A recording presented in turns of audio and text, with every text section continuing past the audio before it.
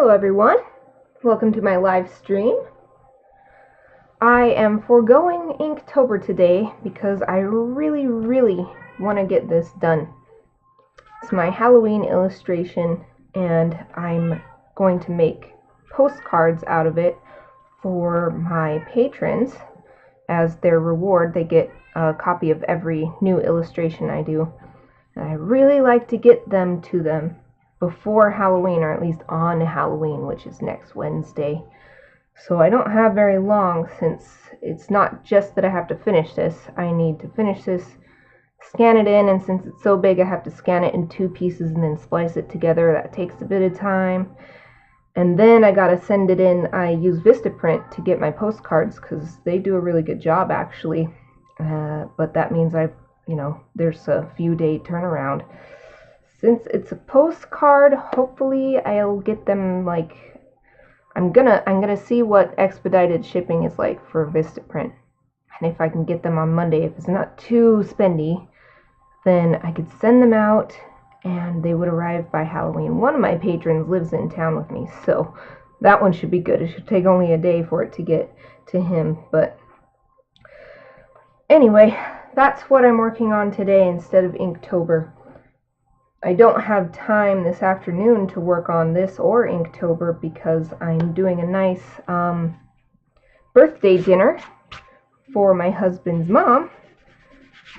And that's the best because I love cooking and baking. So if someone asks me to do that as their birthday present, it's like almost a present for me. So I have a 3-course menu planned out, including birthday cake for dessert and everything. I'm just wiping off a little bit of eraser shavings that were left. All this color you see today, I've done this morning. So if you've seen my social media accounts, you'll have seen the progress pictures. I did just a wash of several colors to get that nice background gradient, and then I masked off this stuff. This was my first time using masking fluid. It's not as good as masking tape. So like this line right here is where it was an actual piece of masking tape. Masking fluid didn't mask it as perfectly, but that's okay because I'm going to be painting it anyway. I just wanted to be able to sponge all this color for the background without worrying about getting it on this stuff. So there's a little bit that got through the masking fluid. So what I'm just making sure there's none left. Because the way you get it off is you just rub it off with your finger, or you can use an eraser. You can use what's called a rubber cement pickup. That seems to be the tool of choice, but I don't have that. So I used my fingers. When they started hurting, I used an eraser. So I'm just feeling around. There was a little eraser shaving left over there. I don't want to paint on any of that. I want it to be all gone. And you can tell where it is because it's sticky. So I don't feel any more. So I think that's all good. I think it looks really good even now, even half finished. All I really need to do is paint this foreground, and that includes the top, which I'm going to do first, and I might do color by color. I need to paint the top first, and then I'll paint the bottom where it's the reflection, because I need to get that water effect with the color. So I need to make sure to leave some spots or do it little like swishy the way it is down here. Not sure if I should start with the rocks. Kiba's going to be the easiest thing to paint because he's not actually reflected down here as the skeleton, so the skeleton is its own thing. And for the skeleton, white watercolor doesn't usually show up very much, but I might use it a little bit. Just do a white over the top. It'll be kind of transparent, but then I always like to use white gouache at the end to add highlights. And white gouache is watercolor, but it's, well, gouache in general is watercolor, but it's opaque rather than transparent. So it's really good for adding the final highlights because the other colors won't show through. So I guess I'll start with Kiba since he's going to be the easiest thing, and he's in the middle So if I get him done, then I can work outwards like this. And he's a black cat, so I'm going to start pretty dark. You can't really see my little mixing area on my palette, but I still have the last bit of mixed color from the background here. And I always like to just keep mixing into the same colors, even when I'm doing a totally different colored area, because I feel like, I mean, maybe it's just placebo effect, but I feel like it's really good for making the colors overall meld in throughout the entire painting. Well, maybe it doesn't make a difference, but I like to do it. I don't think it hurts anything. And even if it's just the idea of it, I like using all the colors together and using them in different areas. And he's a black cat. He's completely black. So yeah, I don't know if you can tell, but this is more, I just grabbed some black paint, but I mixed it into this like purple color, so it's like a purpley black right now. I'm just gonna fill them in pretty evenly. I gotta keep a wet edge though, so that it doesn't get any lines. Gotta work pretty fast with watercolor, so I'm just gonna try to, especially on his face here, I don't want any lines in his face. Any lines where the dry paint can't be moved anymore, and you paint over it and it's you just got a line there. Watercolor is still a little bit forgiving though. If you really work it, you can make those lines. If you get those lines, you can make them fade. Though once you get them, it's really, really hard, if not impossible, to totally eradicate them. So you gotta work fast, and you gotta keep adding water as it dries. And Kiba, unlike other cats, since he's black, even the inside of his ears is black.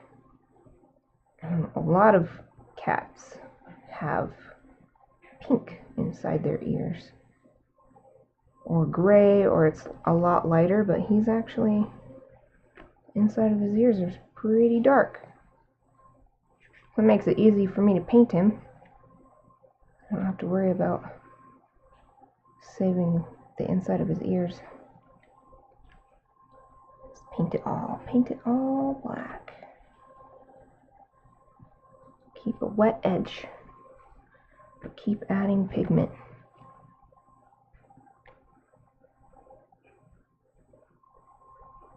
I don't have a really specific light source, because I was going for a sort of twilight kind of atmosphere, so I don't think I'm gonna paint any super hard shadows or anything. Just gonna, areas where it should definitely have a shadow, like the underneath of his body should probably have a shadow, because there's just so many things that are blocking the light. The top of his body is blocking the light, his legs are blocking the light, his huge head. So I'll make that darker, but I'm not going to do I won't do anything like anime style cell shading or any hard shadows like that. Just keep it kind of soft.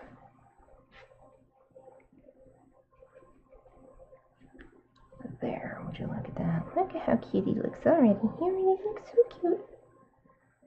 Little, tiniest little white areas right here that got away from me.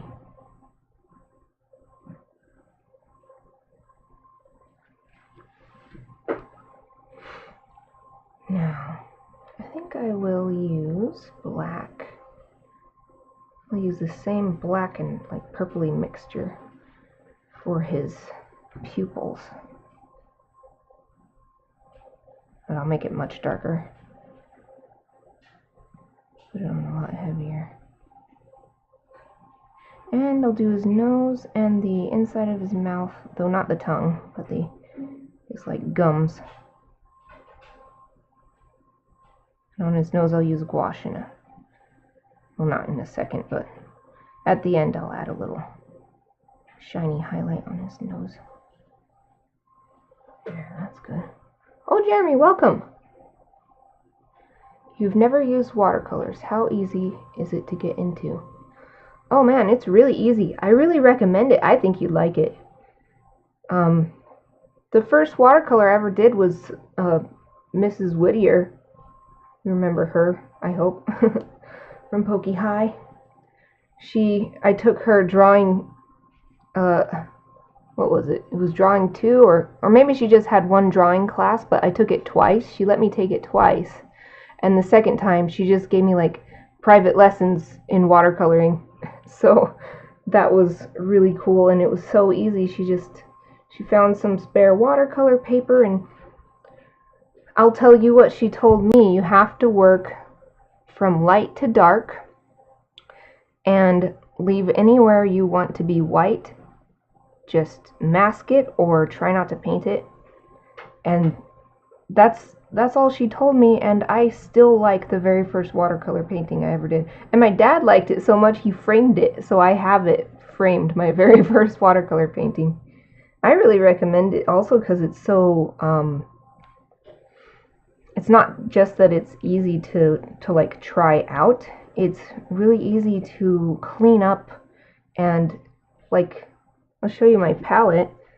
I've had this palette with these colors in it for years, and it's the same colors I poured in years ago, and all you do is just add water to freshen them up, or you can even just use your wet brush and you just like, you know, work it in there to get the pigment to come off. And it's like, it's so easy. And I love, you can get these travel sets, watercolor sets, and I've gotten one in an Art Snacks box, and Arissa gave me one for Christmas or something.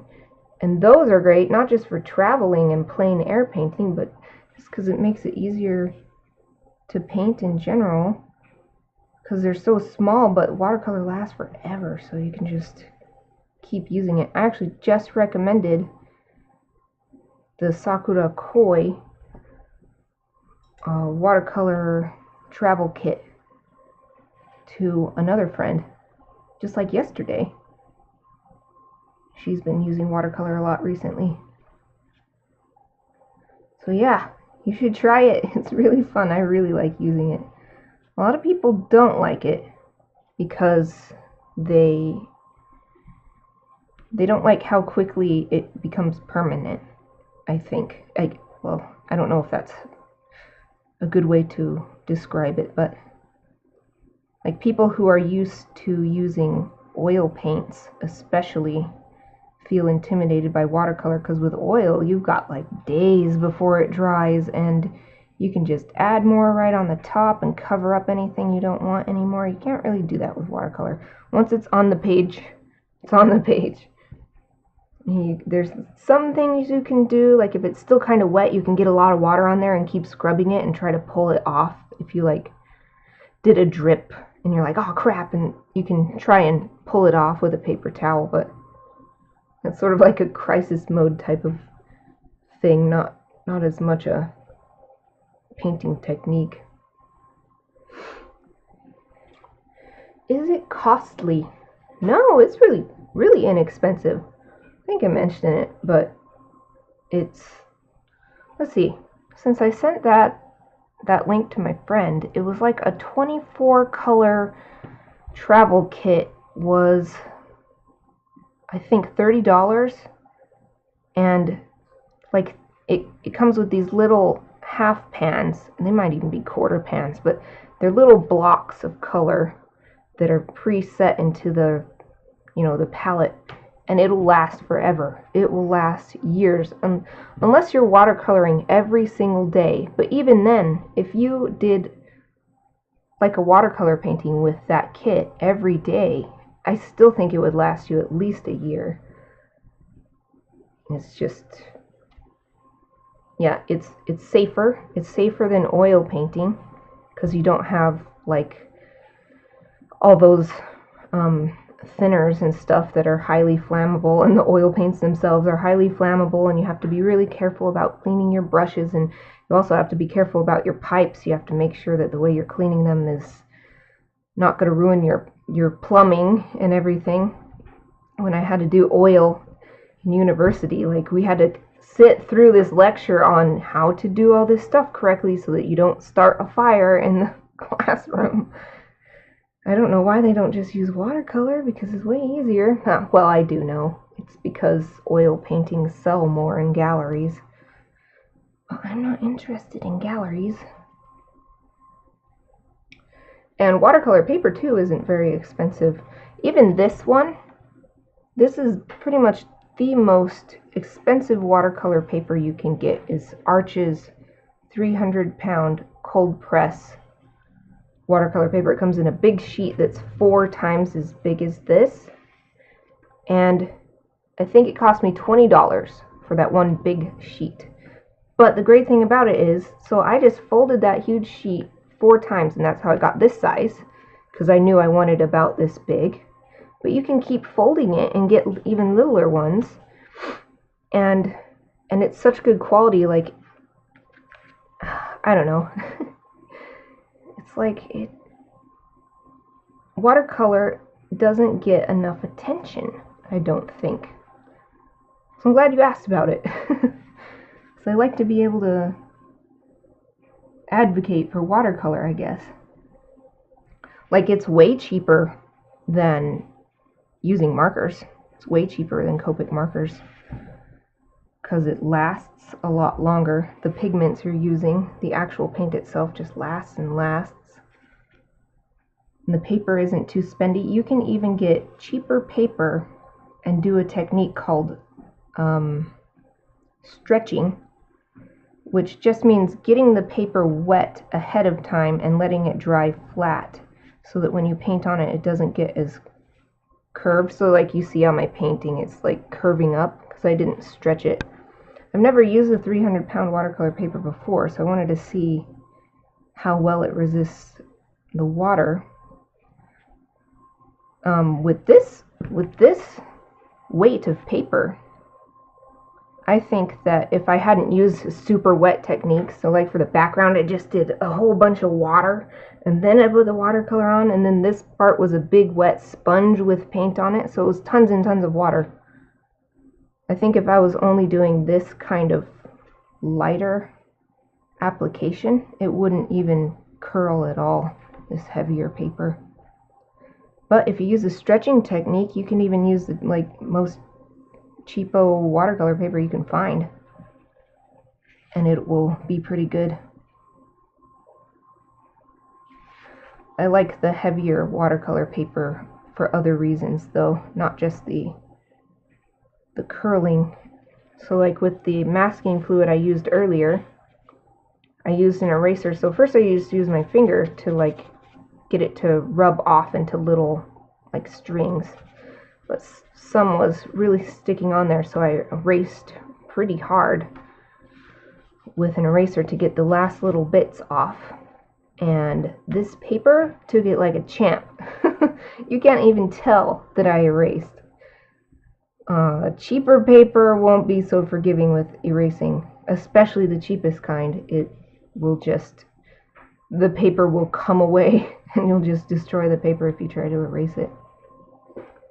So I guess overall I do recommend just go ahead, if you want to try watercolor, just go ahead and get the best stuff, because you'll have the best experience if you start with the best stuff. Okay, let's see.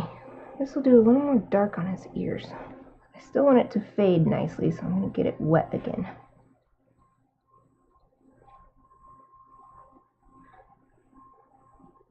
Then with watercolor too, there's always tons of tutorials online, and I have several books. My favorite book is called The Complete Watercolorist Essential Notebook, and it's really good. It's got amazing techniques and advice and stuff, and I really recommend that one.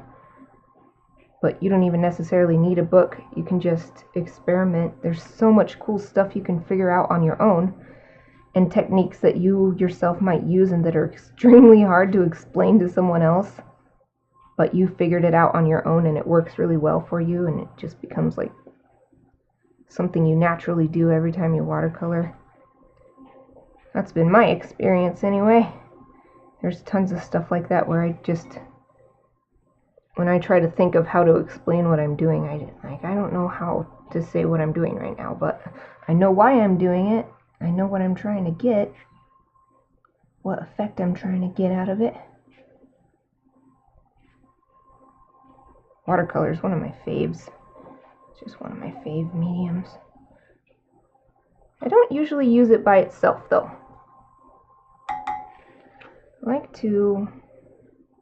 I always like to combine it with ink, or at the very least add some graphite, just like hatching or something, little details like that.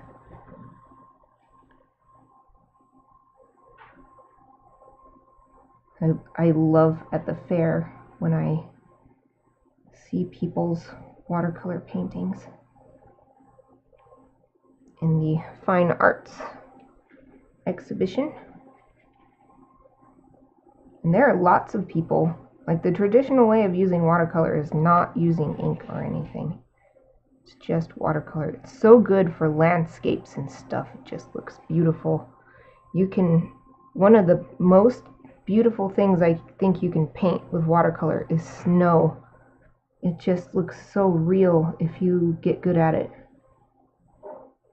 Get good at painting snow and watercolor. I just love seeing it. I love seeing that.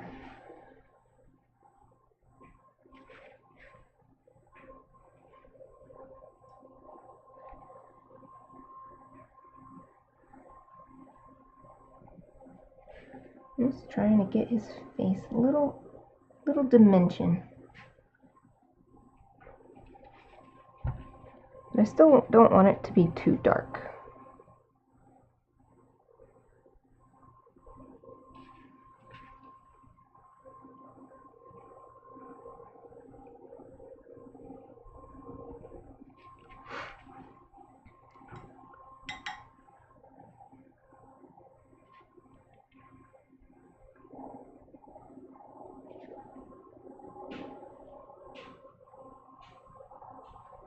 I didn't want to skip my Inktober today, but there's just no choice. I want to get this done.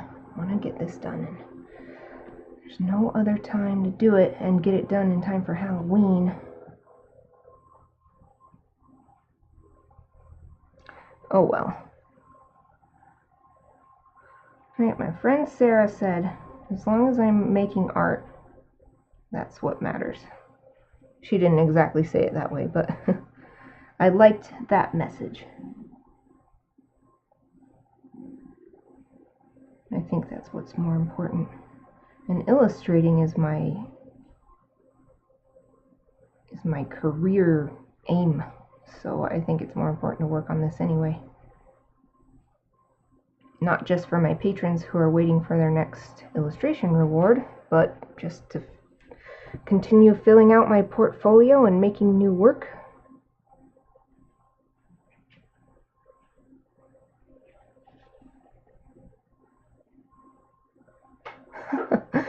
You did.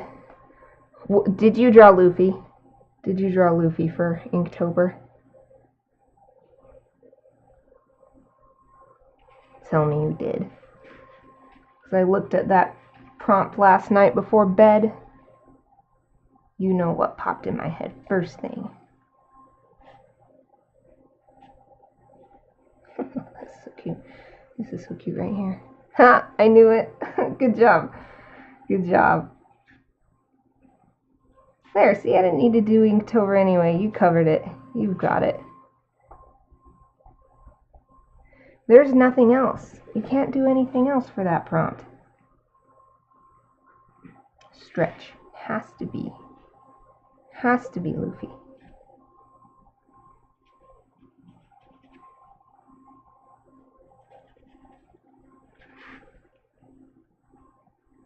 This is one of those times when I'm just doing stuff that I know how to do and there's no way to explain what I'm doing or why. I think it's because watercolor I have to work so fast, I don't have time to think about. It becomes instinctual.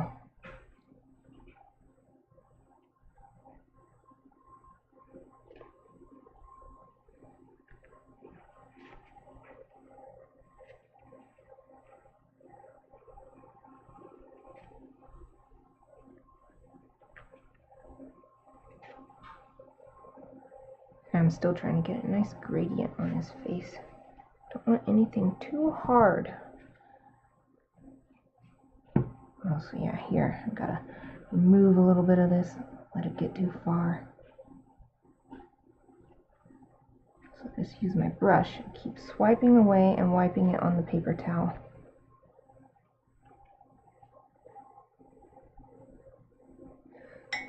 Jeremy, did you post your Inktober on DeviantArt so I can see it? I can't always see stuff on Facebook.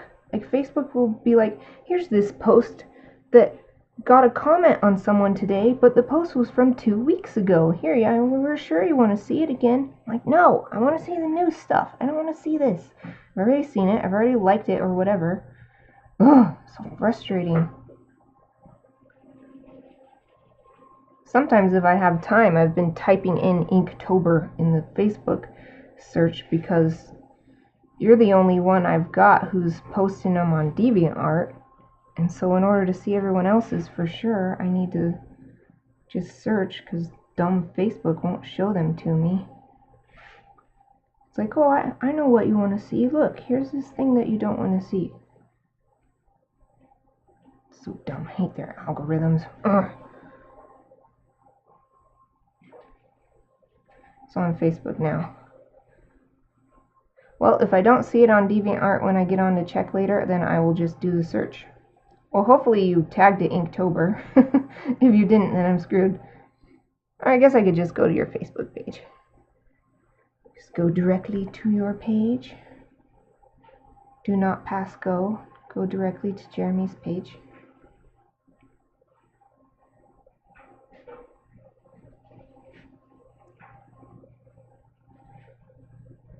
Okay. Not much right here, so I'm going to move it. Move it up. Move it up the side of his face. Move it over to this side too. As long as you keep it wet, you actually can move the watercolor around quite a bit. But you just kind of, you got to keep making paintings so that you can get used to how that works. Get used to how it tends to move.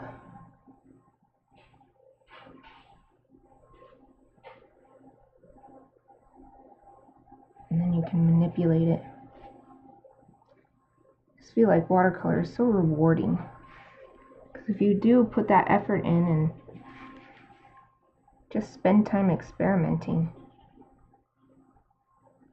you can get cool stuff by accident, and then you can figure out how it happened and you can do it again.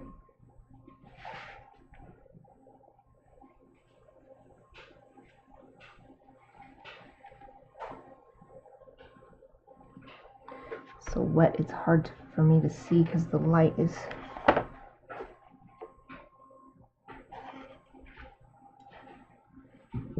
I'm gonna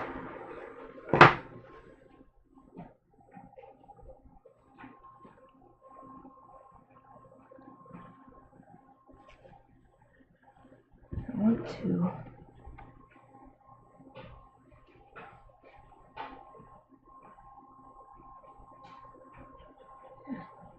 it's too small. Can't get it. Oh well.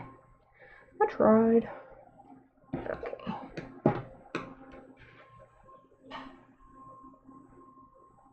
You think the guy who did Calvin and Hobbes did watercolor mixed with ink?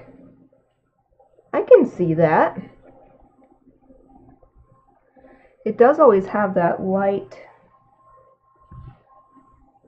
that really nice, I guess translucent look. At least how I remember it.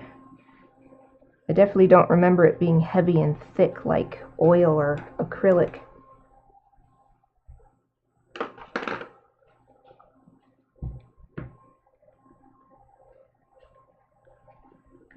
Still trying to work this little, just went outside the line, just the tiniest little bit, trying to work it.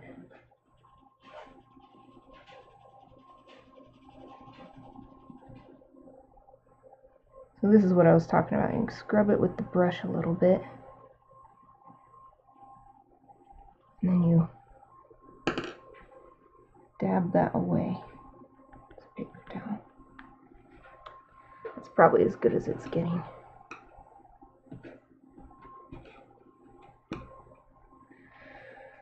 Ooh, how's that? How's that, Kiba? How's that?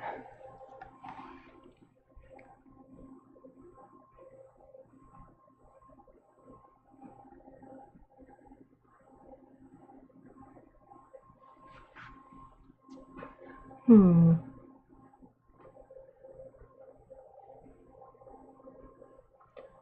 I need a little bit more right here. Not too much.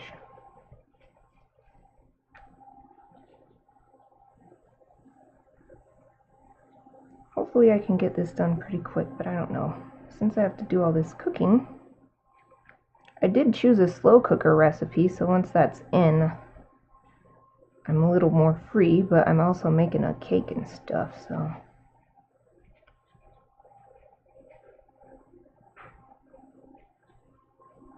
think I might use gouache to, or maybe more ink to get more ear hairs, ear guard hairs.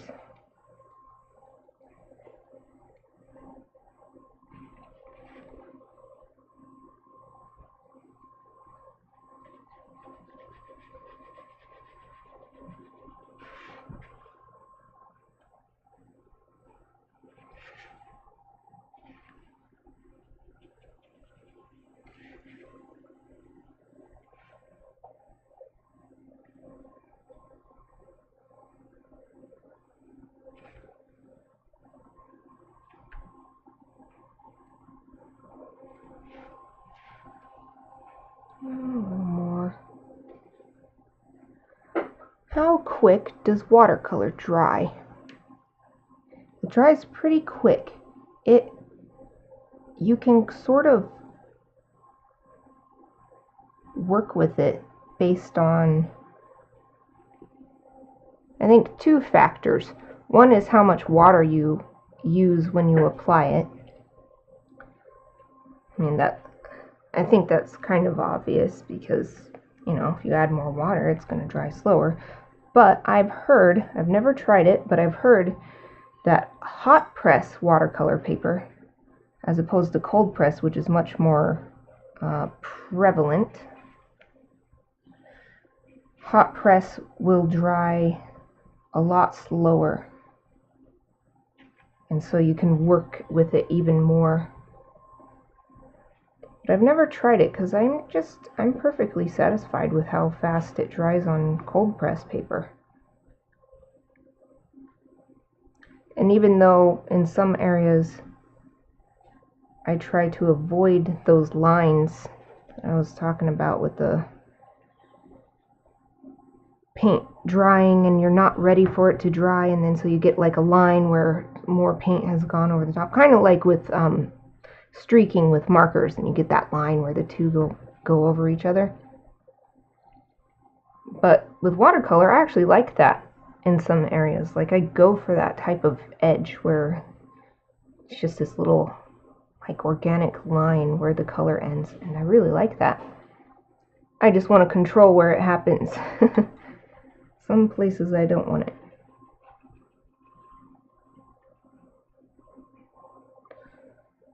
Like, I guess you can see how quick it dries because I started painting this morning, and this is all perfectly dry. And like his body here, I've been painting that, and it's still damp, but it's pretty dry now.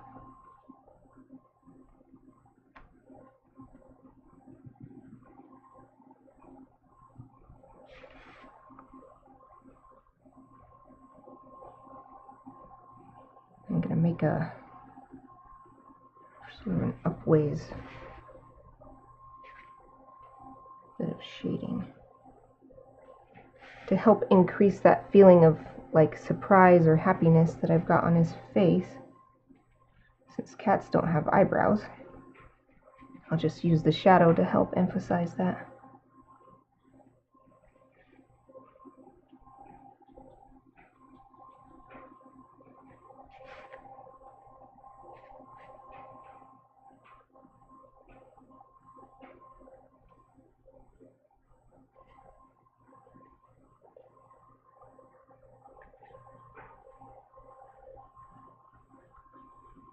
Trying to keep his little kitty cheeks pretty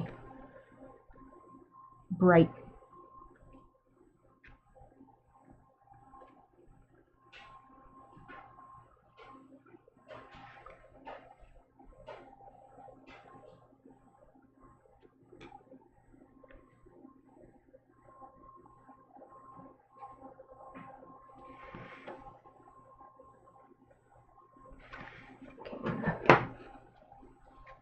Paper towel.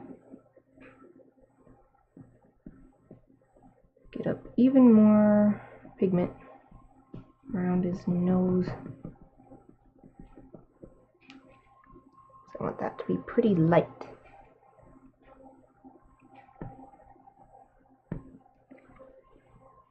Let's just show it sticking out. I think that's good. I think that's good for Kiba.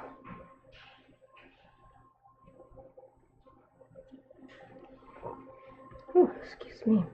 I guess I'll do the rocks, or maybe I'll do his eyes. I'll let him dry. I'll let him dry first.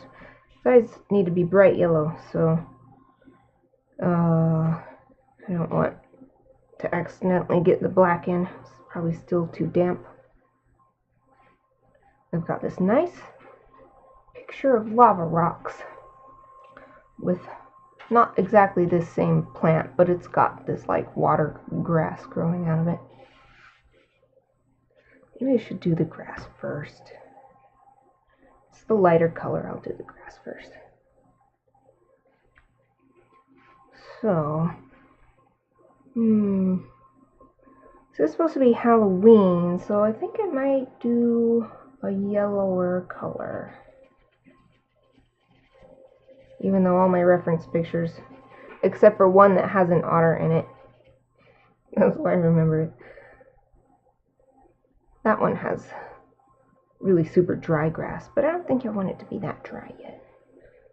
I want this grass to be on its way out. I want it to be fading.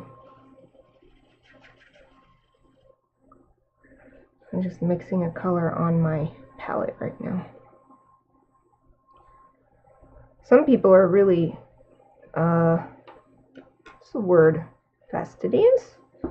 Like they will mix all of their watercolors first at like little bits, and then that is the color. And then that way if they need to go back, then they have that color right there. But I am not so picky. So if I need a color that I mixed on my palette, then I'll just try to mix it again and try to remember what I put in it and try to color match it visually. And it always works out, so I don't think there's anything wrong with doing that. This is kind of brown. I think I want a little more green. I'll add some of this super bright green out of that. I need more.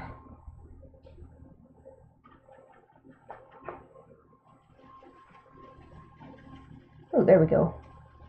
There we go. That's green enough.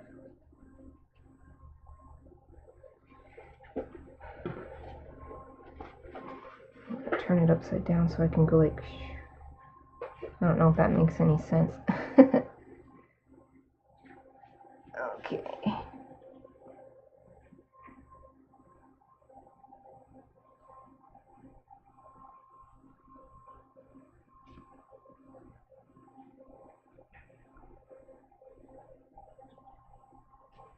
I really like how the color palette of this image is turning out. So I've just been, like I said, I don't plan out my colors ahead of time. I do use reference images and I take my colors from that, but I just mix as I go and see how it works, and I'm really happy with how this one is looking.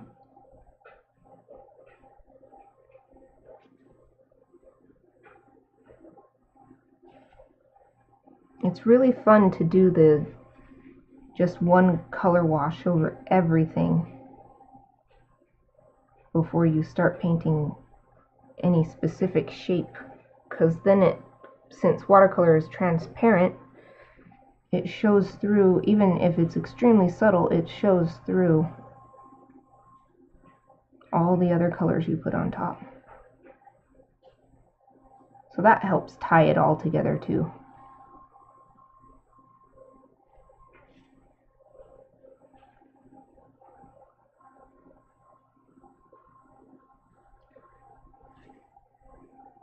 I'm really happy I looked up reference images, because it's my temptation to go like the cartoony way and make this blue. Then I'm like, how do I do the colors if it's supposed to be blue? But I looked at reference images, and that's not how reflections work in ponds. It's like a mirror. So I just get to color it exactly the same, and what will make it look like a pond more than anything, even more than these little like circles of distortion that I've done, is when I add the gouache to show like really bright reflections from the ripples in the water. That'll be like the most satisfying part of this painting. It always is. Doing those highlights at the end is always the most satisfying.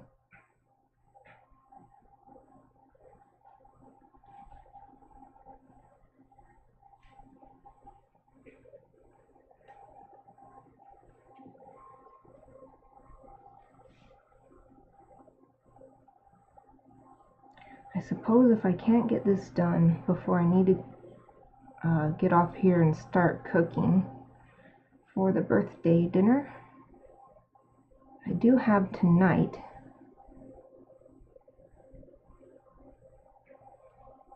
I have tonight after dinner. I can finish it up.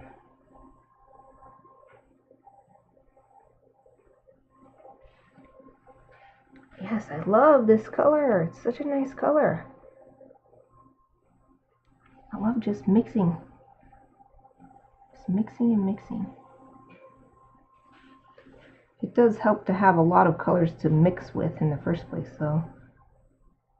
Like the watercolor palette, the little travel one that I got from a Art Snacks box, it only had like brown, black, white, and the primary colors, or something like that. It didn't actually have a wide variety of colors. And even though people say, oh, you can mix any color you want as long as you have a primary in black and white, it doesn't really work like that. You can't get as wide a range of colors as you can if you actually have 3 different greens and then you mix from those greens. So I prefer to have as many colors available as possible. Right now on this palette I have 2, 4, 6, 8, 10, 12, 14, 16, 18, 19. 19 different colors in here.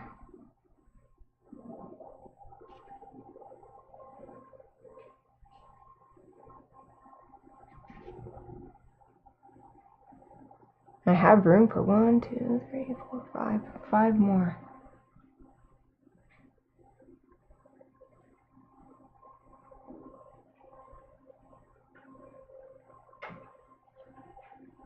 One more little grass stalk.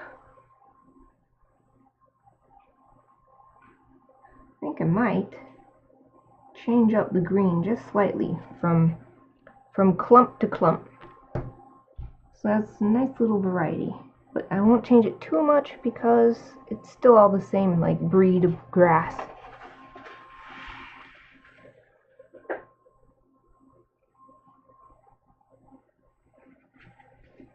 Okay, time for the watery part.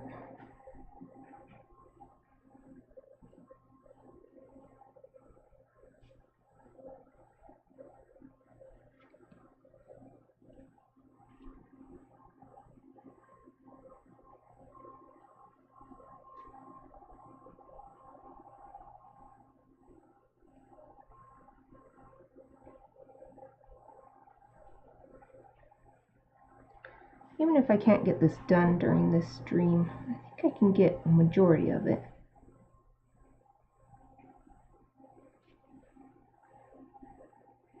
Because I think I have until 1:30, and that's when I really need to start getting the slow cooker stuff put together in order to have it done in time for dinner time.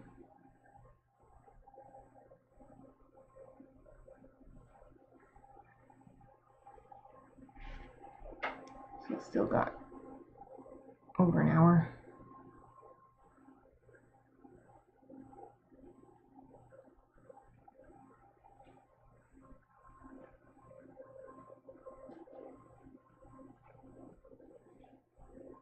What I'm going to do is not only fill in these lines, I'm going to add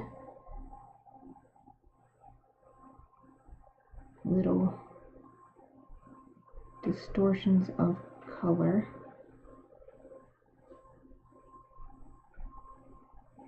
outside of the inked lines. And that way, it'll look even more like the water is like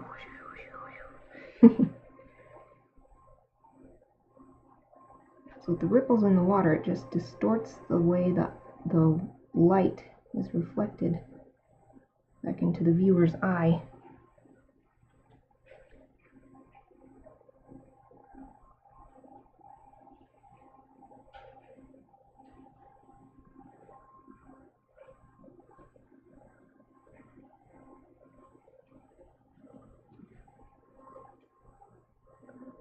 My patch of color is getting dry.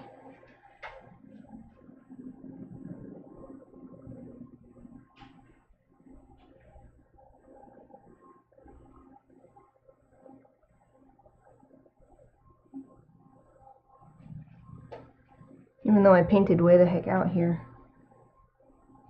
it's going to be cut off.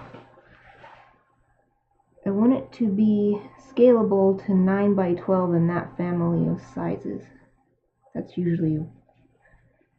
That's my standard size now, is a 9 by 12. But I can't remember why. There was some reason. Oh yeah, it's totally irrelevant now. Could have made this bigger, but there was a piece of watercolor paper I was going to use, and it was slightly too small. It's because I hate it when paper companies do this. You look at a pad of paper and it's like spiral bound and it says 9 by 12. You cut it out from the spiral, and they included the like perforated like spiral hole area as part of the measurements. So it's like, it's not 9 by 12 because you can't paint on these stupid holes and you have to cut it out anyway. So it ended up being slightly smaller. But it's probably for the best because now I'm using this paper. I'm really enjoying it. And I can do what I really prefer, which is paint way outside the boundaries of what I want the final to be, and then that way when I crop it for prints and stuff, or if I were to get it framed the way I would mat it, you don't see any like edge painting because that's all hidden.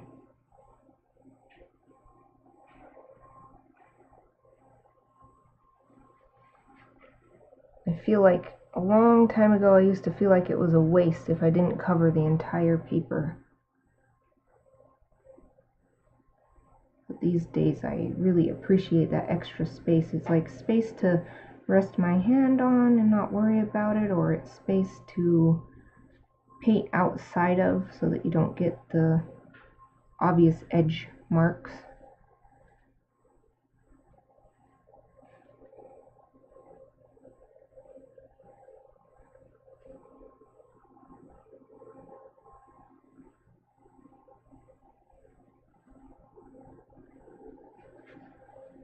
Okay, let's do more of these little circles. I'm going to have to do a new color of green anyway, because I'm almost out. I'm almost out of this little color.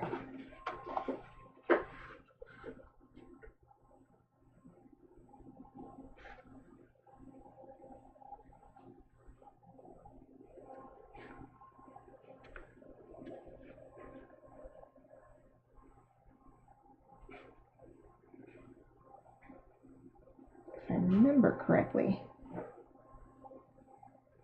the water distortion effect gets smaller and there's more repetitions of it as you get closer to the shoreline.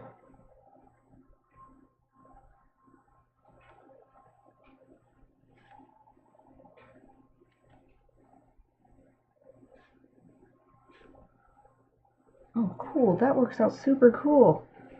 Never thought of that. I'm painting over the paint that's already dry, and it's making it neat. I didn't think of that. I'm so happy. This is why I love watercolor. This is why I love physical media. It's showing up even though it's the same color.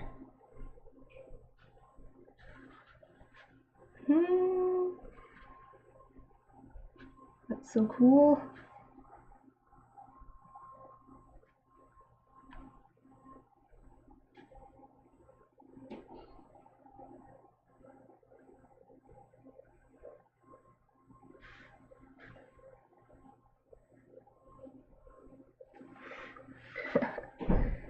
Do some more. Do some more.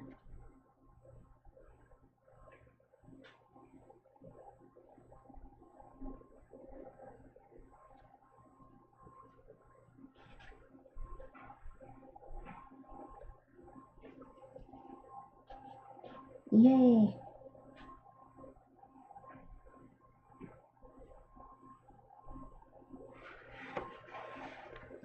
Sweet, that looks totally awesome. Okay, next little patch of grass. Since it's little, I imagine it's... Oh my gosh, look, I totally forgot to ink right here. There's some grass reflected and I didn't draw it on there. Okay, where's my pen? Where is my dip pen? I can't believe it. Well, I can believe it, but that's hilarious. I missed a spot and I didn't notice it all this time. Now, oh, my ink's over here.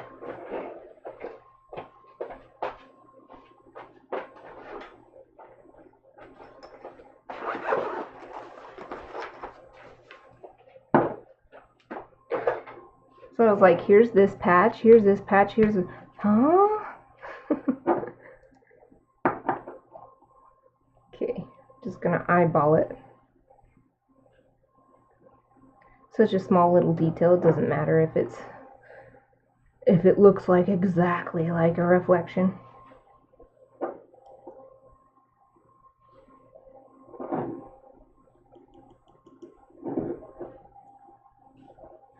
Okay.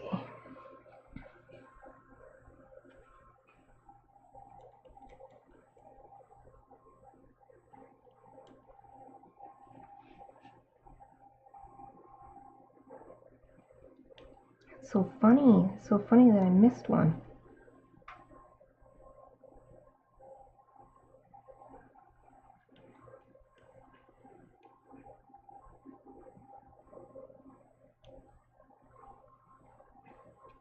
There, close enough.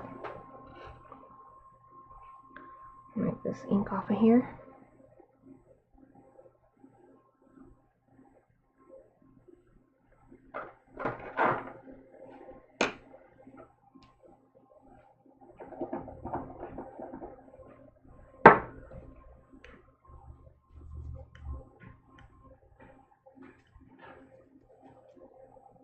I got some ink on this brush that I was using earlier. I just like to keep all my stuff nice and clean. Now I want to make sure I didn't get any ink on my hand that I'm gonna accidentally get in places where I don't want it.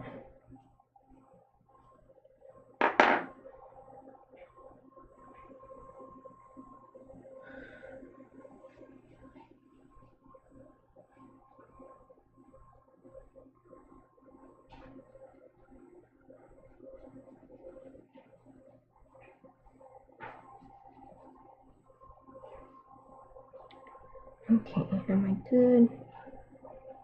Okay, good. Wow. Okay. Right, I was mixing up a new... Man, I got myself this brush. But this one seems to be good enough. Oh yeah. Thinking naturalistically. What I was going to say was, I think these should be more green than the taller ones, because when plants grow, at least when green plants grow, it's always greener the fresher, the newer the growth is. So I'll make it a more vibrant green.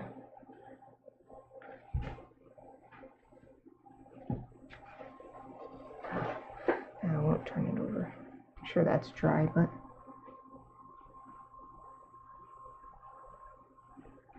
I think this background wash is also helping these colors really work together. And I know I sort of said that earlier, but every time I put the paint down, I'm like, uh-oh, is this gonna be too green? And then I put it down, I'm like, oh, it just matches perfectly. I think it's thanks to that wash.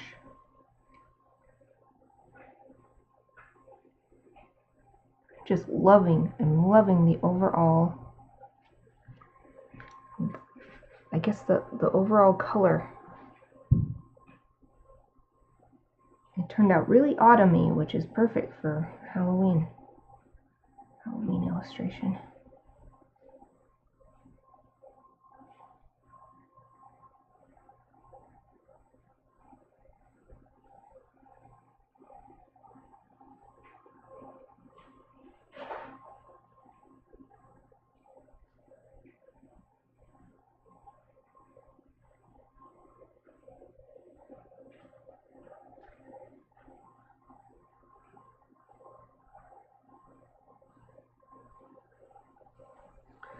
Okay, now I want some distortions in this color.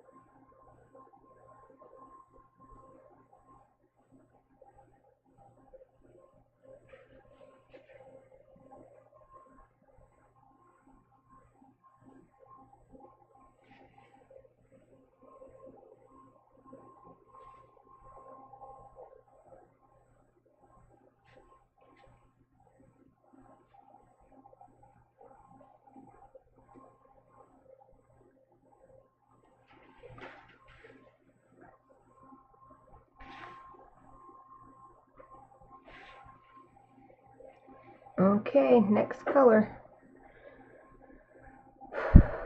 This will just add a little bit more of this dark green.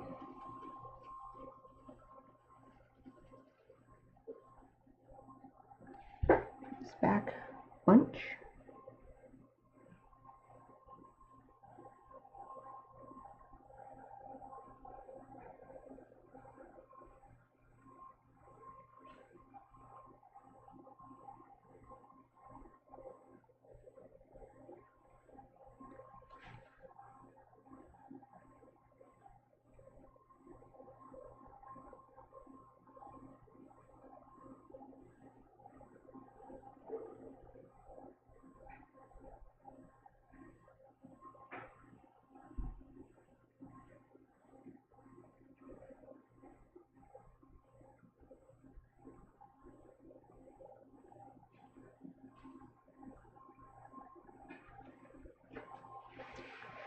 Sweet. Now I'm trying to help myself remember that these are all just reflections in the water, so like right here, I am perfectly free to paint some green on top. with these rocks because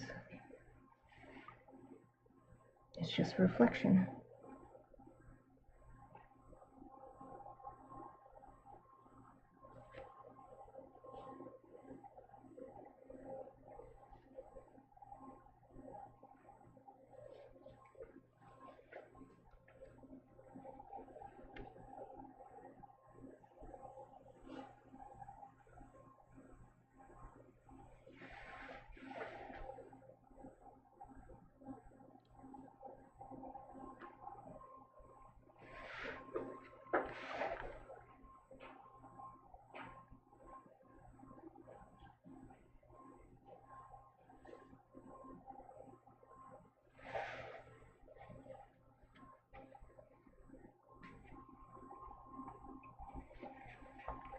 And I'm super happy with how this is looking. Okay, I'm gonna add a different green to this one, this little patch.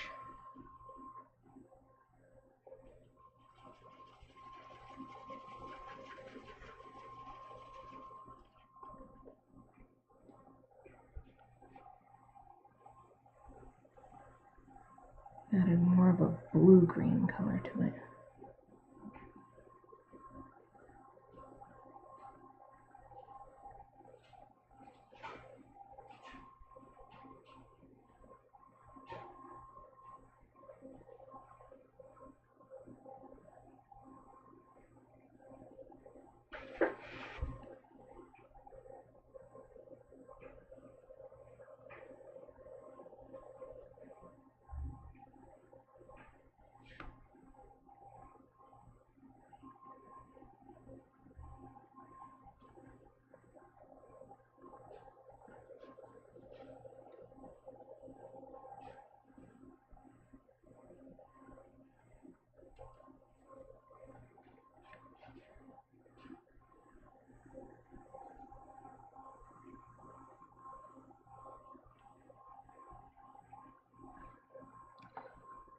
Brush is getting a little too dry.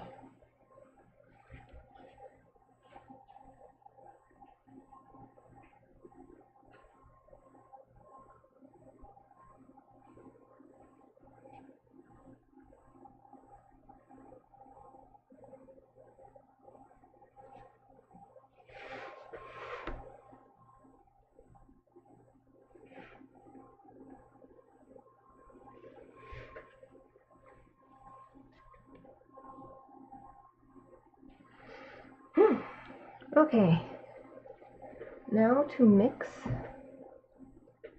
this one's color, but like with this one, I'm gonna make it a little more yellow, like it's fading for autumn. But since I'll be mixing it with this color, it should look different than that one.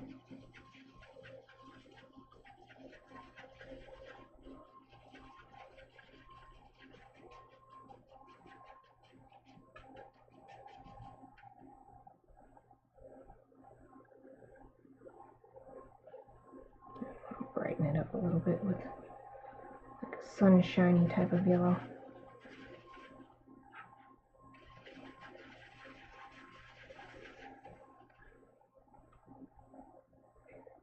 Okay, a little too yellow now. Add some more green back in.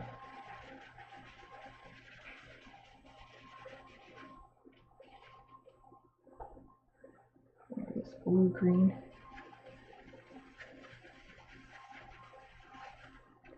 Okay. Let's see how this one works. See how this color turns out.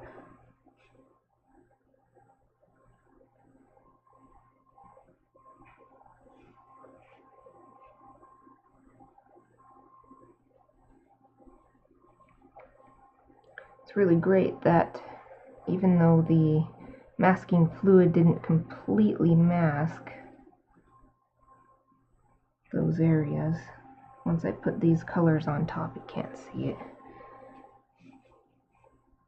Can't see the paint that got through.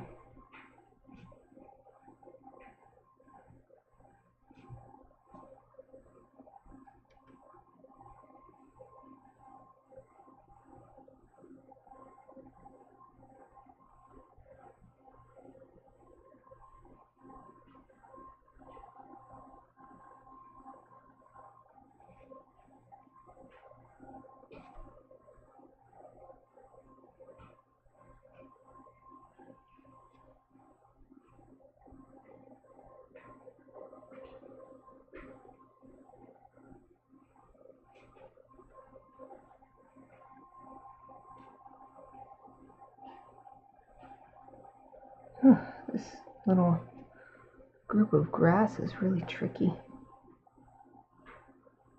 I'm just giving myself little visual puzzles to deal with.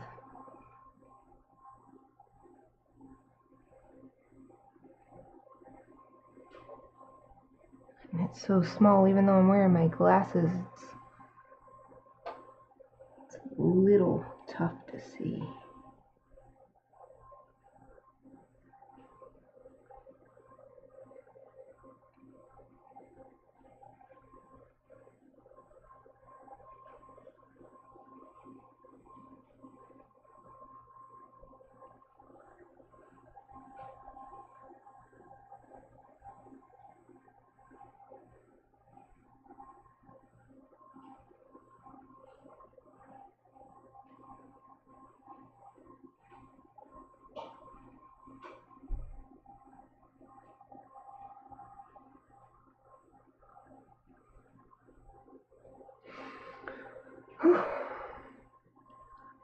Try not to let my shoulder get all tight. That's what happened last time when I was inking. Just like my shoulders were so sore by the end.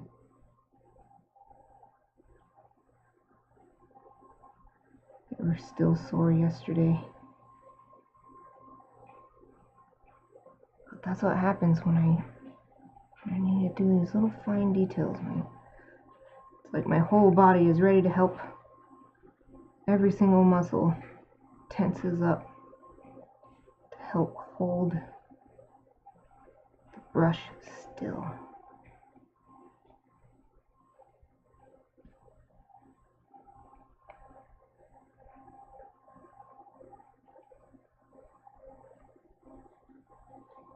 Almost done.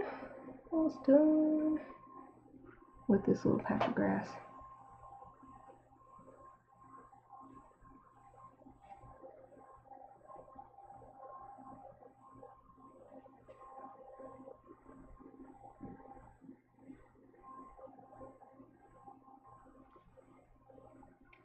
Whew. Got one of them lines that I don't want. There. I think I covered it up.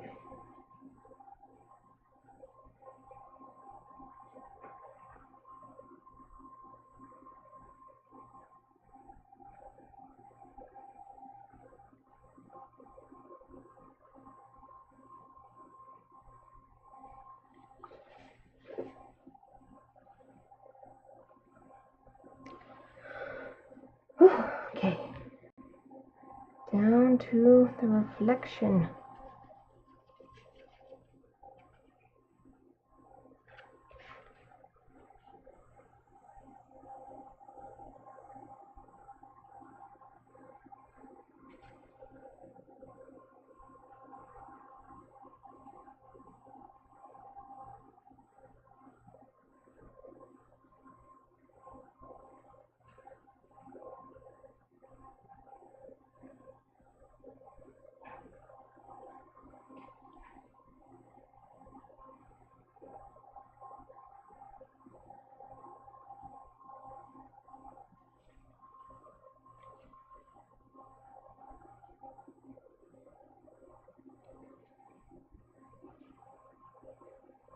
Yeah, my neck is trying to get all tense.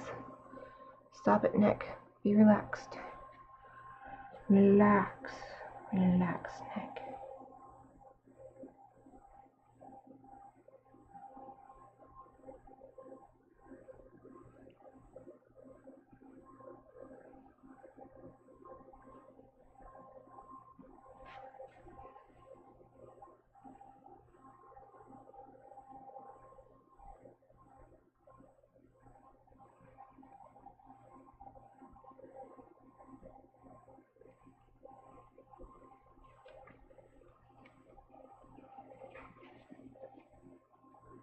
Carletta, welcome. I'm glad you were able to make it.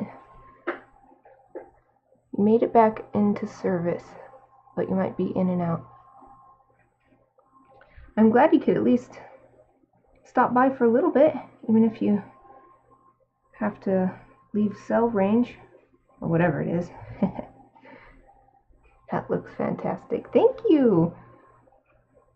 I've been having a lot of fun with this. I've never tried to paint a reflection before, and it's working out. It's working out really well. I'm really happy. Let's see. This goes. I'm not sure what I was doing here with this part.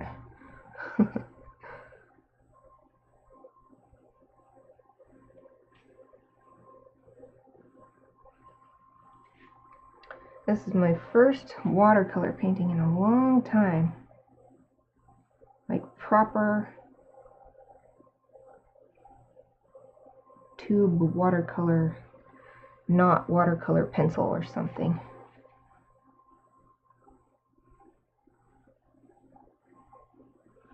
Still love it. I still love regular watercolor.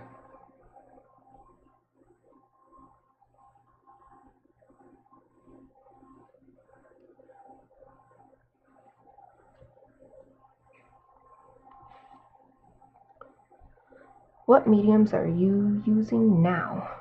Well, right this second, I'm just using watercolor paint from a tube, although it's been dried in my palette for like years and I just awakened it with water.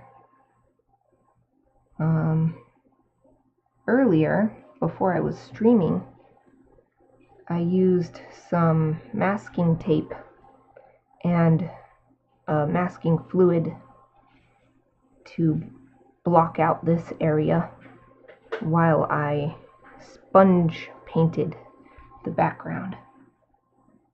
So I used those two, and then of course I used ink to do the lines earlier, a couple days ago. Pretty sure you saw that. I think that's when I first met you.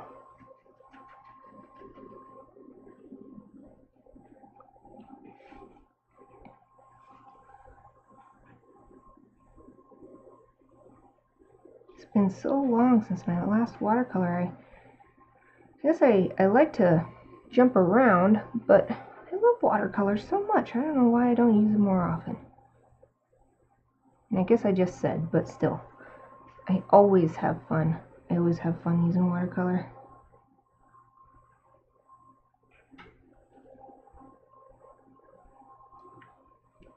Okay, so I filled that in. Now time to add more reflections.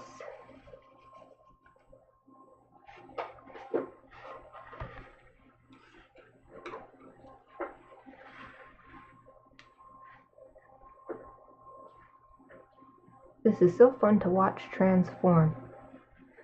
I bet it's totally different for you than it is for me to see how it starts changing and stuff. Because I always need to just take a break at points and like physically distance myself to look at it from far away, because when you're looking at these little small details for so long, it gets, your eyes just start looking only at that, and you just can't see the big picture anymore. But with the camera, like ever since I started streaming, I found myself looking over there at my camera, because that sort of gives me that big picture view without actually having to move.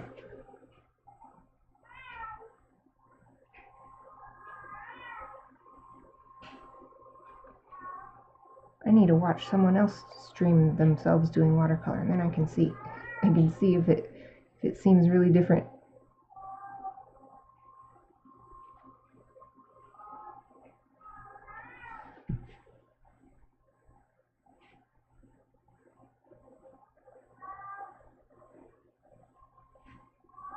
I love doing these little reflection things. They work out so good. Like I had the idea in my head how they should work, but I've never actually tried it before. It's just so satisfying when your idea works out exactly how it should.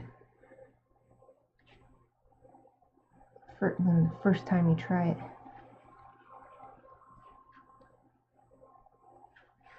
Let's get some littler lines in here.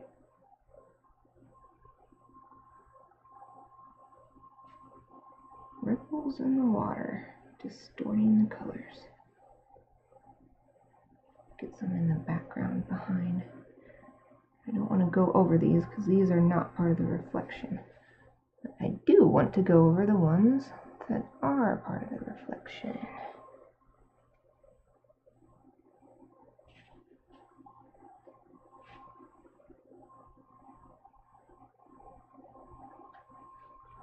Let's get some out here. This color doesn't show up well on these super dark ones, so that's okay.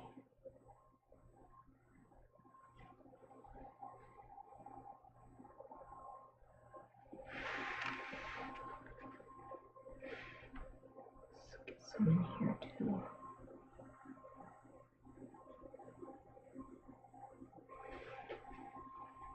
Yay! Done with the grass.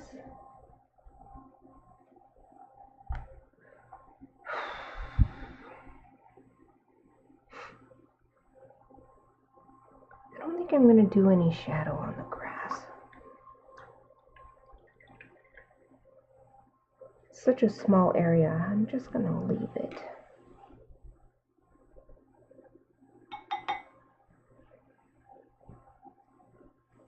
My brush is so green, even though I rinsed it out. Okay, next is, oh, I can finally do his eyes. Finally do Kiva's little eyes. I want them to be bright yellow.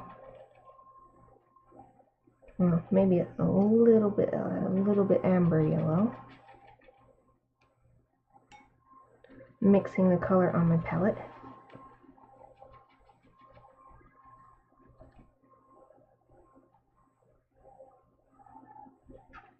Whew, I got a lot of water in my yellow well. Okay.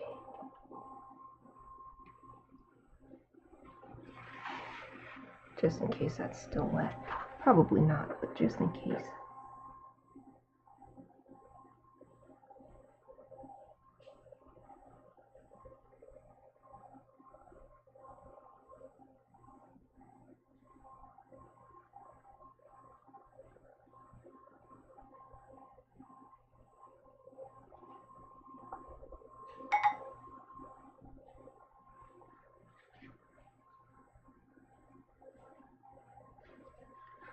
Sometimes there gets a point where I have too much pigment on my brush. So I just put down what I need and then quickly rinse it and then spread out the pigment that's on the page. You gotta do it quick because it'll dry so fast.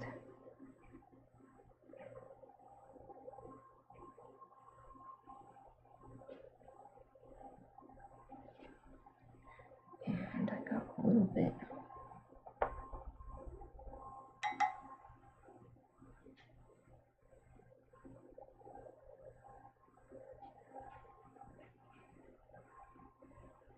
A little bit on the ink. You can see it because it's really thick, so I want to clear that off with my brush. One eye done. Next eye. Oh, kind of dry. Need more water. More water. I love how well the wash that I did to begin with is working. I keep saying it, but I'm continually amazed.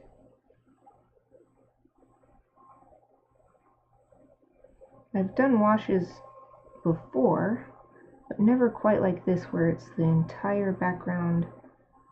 I covered the entire sheet and not a piece as big as this.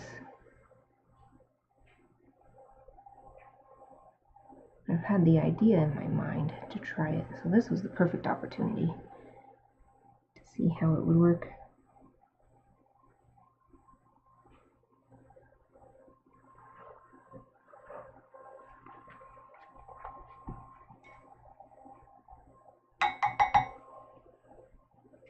Again, got some on the ink, so use a fairly dry brush just to clear it off. Clear off that extra. Oh, his eyes are so yellow. So great. It makes him, it's really, doesn't look like it stands out that much on the video. But looking at it in real life, it really brings your attention. Boom! Now I want to do his tongue, and I've already got this great pinky purpley color that I used up here and down here for one of the background foliage. And I think it's going to be the perfect color for his tongue.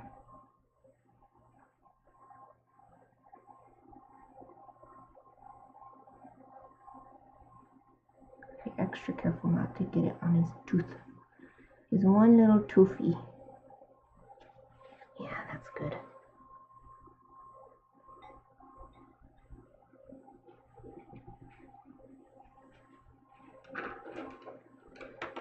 It's a bit dark. Do one little, oop, there. Pull that color up while it's still wet.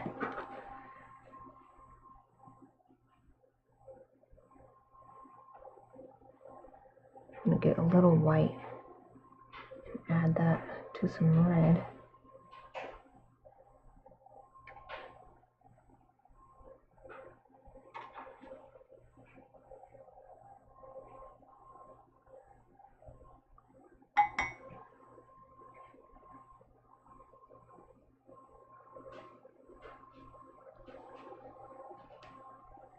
Add a little bit of a brighter color too. Ooh, yeah, this is going to be perfect.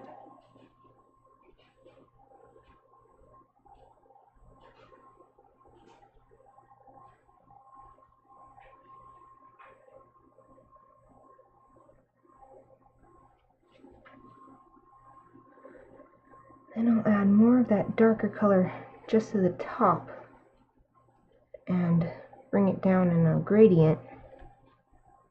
The top is the back of his mouth, so it should be more in shadow.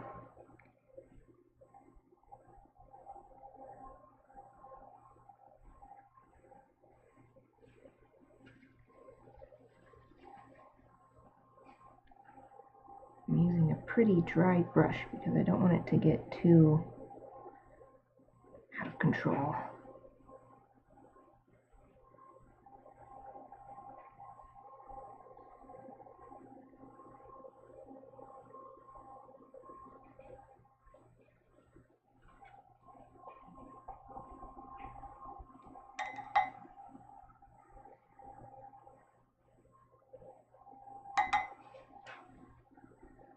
Oh, those eyes. I think they're going to be extra good when I get to the gouache at the very end. And put a little white highlight on there.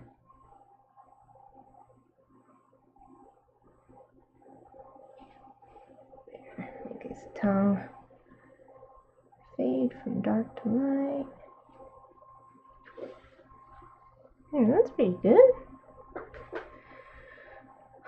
Okay, I think I better move on to the rocks.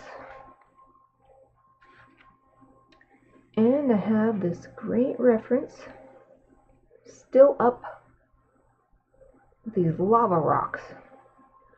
I feel like this photo, I just googled like lake and pond and stuff, but I feel like this photo must have come from somewhere near where I live, because this really looks like a lake that could be in my area.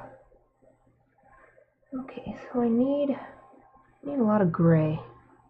I've not even used my gray so far this time. Scoop up a bunch of gray pigment, put it down on my palette in the middle, a nice mixing area.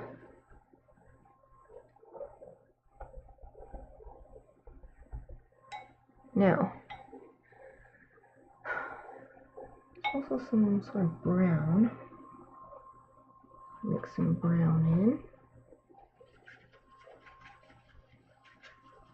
Oh yeah, that looks good. But the top rocks, because they're dry, are much lighter color, so I'm also going to get some white.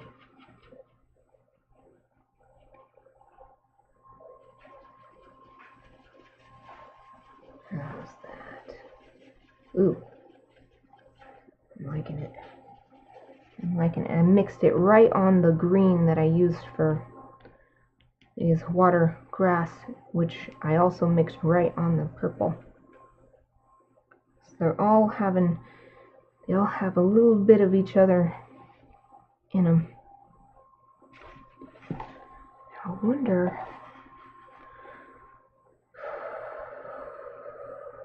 I think I'm gonna wet the rocks first and then apply the paint.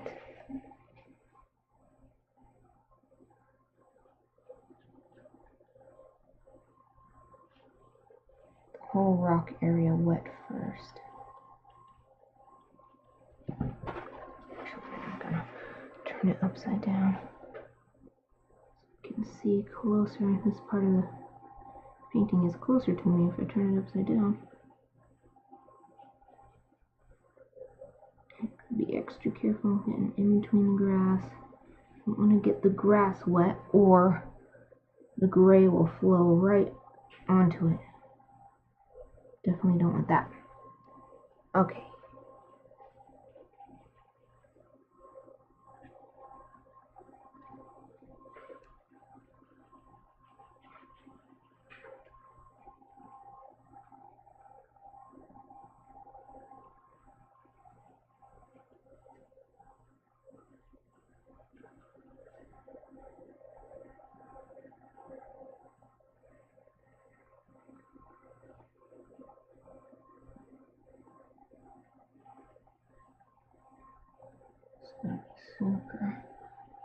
Super careful, delicate. Guess maybe this is where I should be using my tinier brush, but it's hard to switch sizes when I really need the big one for right here, but I can use the little one for these next little right here.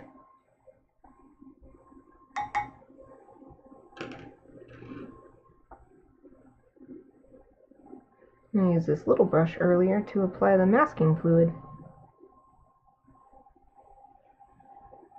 It's been freshly cleaned because apparently you gotta clean it right away after using it for masking fluid, or else you just ruin it. If the fluid dries in there, you're pretty much out of luck.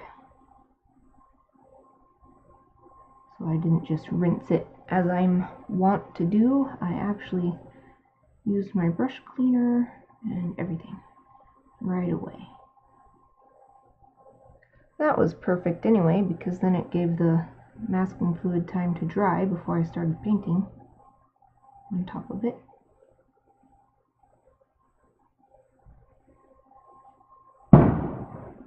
Ooh, some sort of car backfire or firework or something just happened outside. Yay, that's looking good.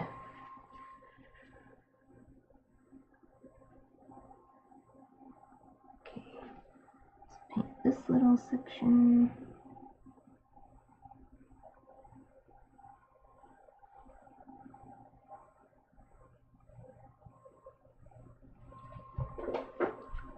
I guess I'll do right here too.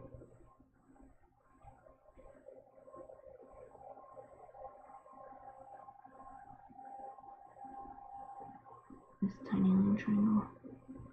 Be careful not to put my hand on it. It's still wet. You heard it. Woo! Yeah, it was pretty loud. Sounded like a firework mortar or something. Boom.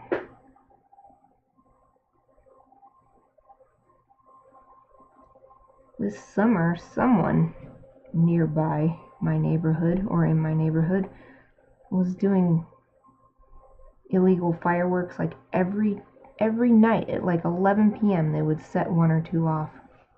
Like, what the heck, guys? It's been like a month since 4th of July.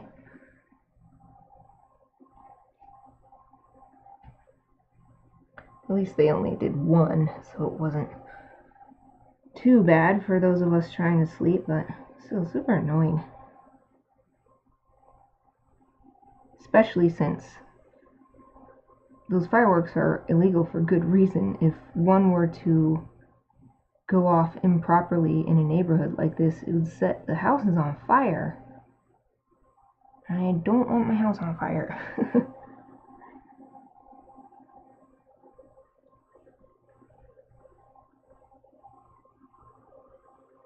In fact, I have a friend who, it wasn't her house, but it was a business. She lives right next to a canal, like an irrigation canal. And across the canal, a business was set on fire by someone doing illegal fireworks.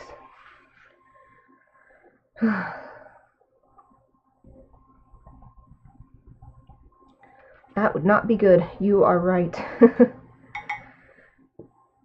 In fact, it wasn't because of the fireworks, but recently I subscribed to a service that lets you back up your PC,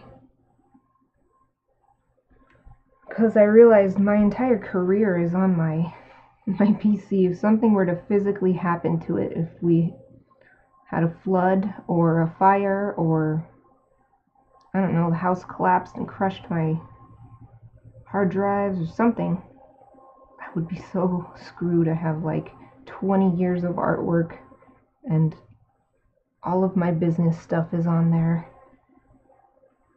So this program I subscribe to, they've got a few different tiers, but I subscribe to the $100 a year, which isn't too bad if you divide it out over a month. And I have it set to backs up my art hard drive every weekday. So basically every work day where I'd have new data on it, it backs up, and then backs up one of my internal drives on Saturday and one on Sunday. So that way, if someone sets my house on fire with a firework, at least I can recover my information after my hard drive is burned to a crisp. I would really like to not ever have a fire, though. But that's why they say, hope for the best and plan for the worst.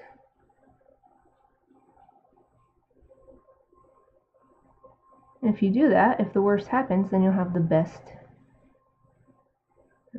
result in that eventuality. I forgot I was trying to make the rocks all wet. I forgot because I was doing those little stripes where I didn't have to get them wet first. It's okay though, this is working out alright.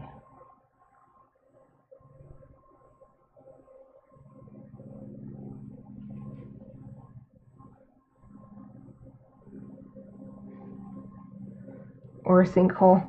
Yep, another thing to add to my list. Things that could happen. Actually, I don't think we would have a sinkhole here. We live in Idaho. But we do have earthquakes.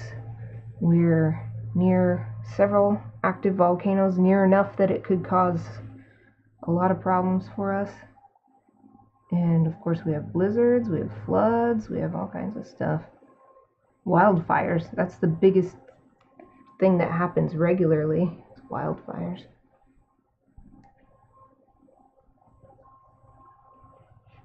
Did I back up? Yeah, it's a program that just runs whenever I tell it to. I think it actually has a thing where it can run all the time, but that won't work well, because whenever it's running, it takes up all the internet. It hogs all the internet and you can't do anything else. So actually, so far, I haven't been able to do a full backup, because what it needs to do is it does the complete backup, and I have a lot of data.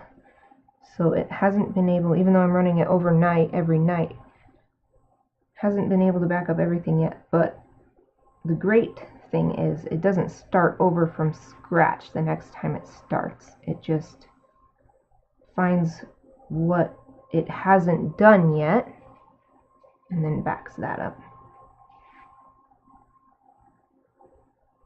And then that way, once it finally has done a full backup, it will scan for changes and it will only back that up. It's actually pretty good. I think it's worth $100.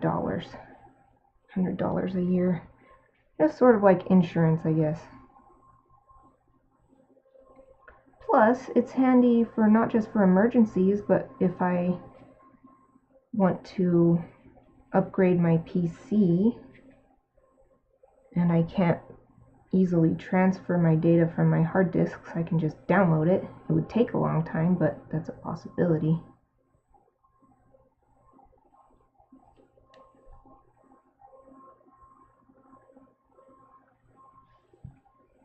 What the heck? That's so weird. I have a friend who lived in Idaho until recently and just moved to New Mexico. She just moved like this week. She was my coworker for 10 years at my previous job, and she finally retired and moved to New Mexico. She had a house built to spec and everything. So I told her she needs to send me a postcard from New Mexico.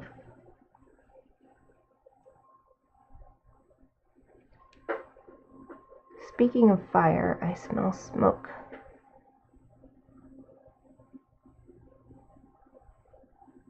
Oh, yeah. People like to burn their dried up plants this time of year. Hopefully it's not your car, though. That would be bad. I had it one time when I was driving down the highway and I started noticing smoke coming out of my hood, and I was like, oh God, and I pulled over and I was like, please don't let it burst into flames when I opened the hood, you know. It didn't, but I was like ready to shield my face and duck and stuff.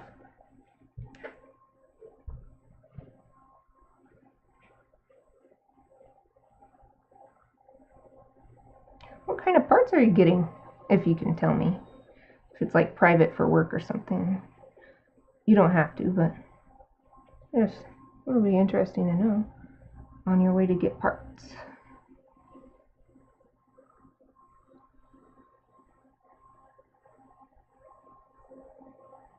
A friend had to rent because they couldn't find a place to buy yet.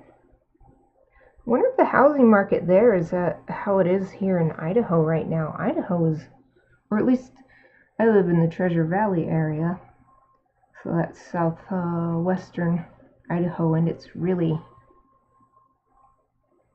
We bought our house this year, and we bought it right as it was spiking. Like, I think we barely missed, or we might have been part of. So we actually offered way more than what they were asking for this house, because we had looked at so many houses. And we were getting really, like, dejected because there was nothing good, and they're asking so much for these, like, no. I started saying, if I am going to spend 4 times as much on this house as I did on my first house, which was just a manufactured home, I want to feel 4 times as happy with it. And I was definitely not feeling 4 times as happy. I was feeling like, this is just the same as my old house, only it's not a manufactured home. And we finally found this one the same day as it was listed, and we got in to look at it, and we bid the same day, and they accepted the same day, I think, too, and it was just like, oh, so happy. And it was actually a little bit of a bidding war. Someone else put a bid in the same day, too, and of course you can't ask how much the other people bid. You just have to go with your gut and be like, okay, let's bid more, or let's just stay with what we did. And I wonder if it's like that in New Mexico right now.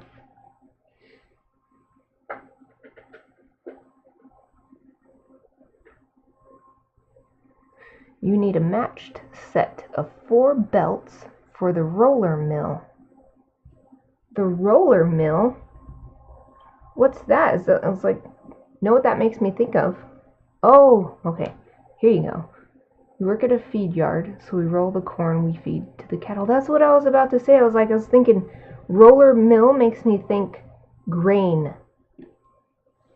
Like, it actually makes me think of a windmill, how they've got that big stone that turns on the inside and just mills all the...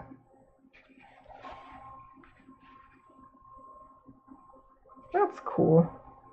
That's cool that you work with cattle. I love cows. They're so sweet. I love going to they have like a petting barn, I think they call it, at the fair here.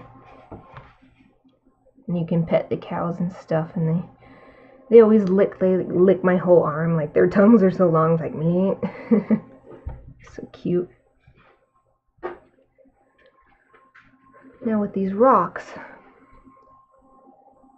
the bottom part is a lot darker because it's like wet from just the water being there. So I'm going to make a slightly darker gray now.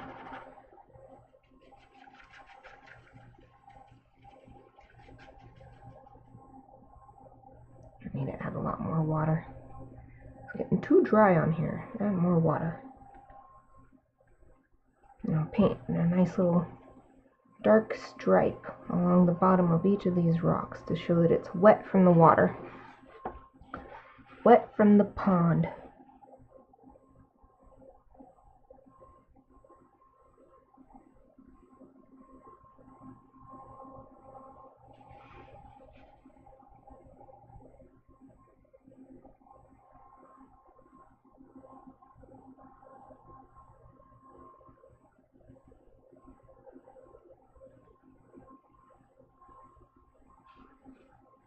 Just gonna skip those little stripes of rock that show through the grass.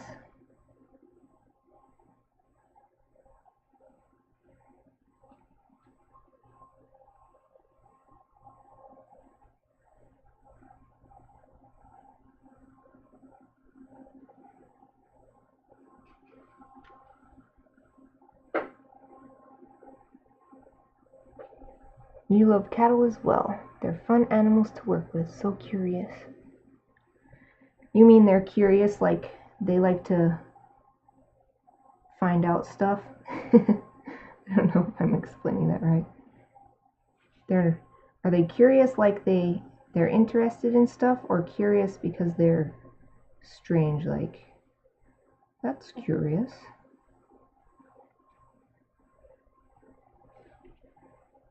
I'd love to have a cow just for a pet.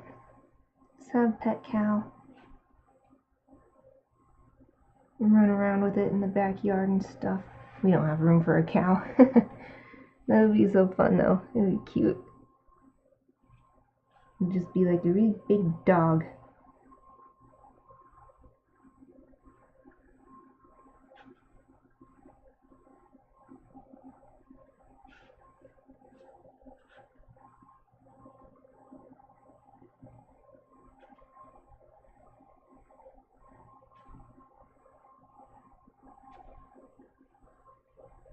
Softening up the edges a little bit.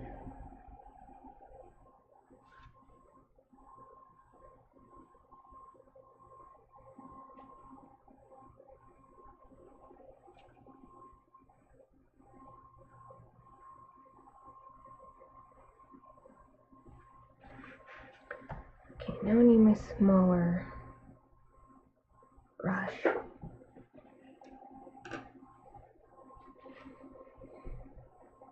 While you clean waterers, they come up and check you out. That's so cute. Oh, I can see it in my mind's eye.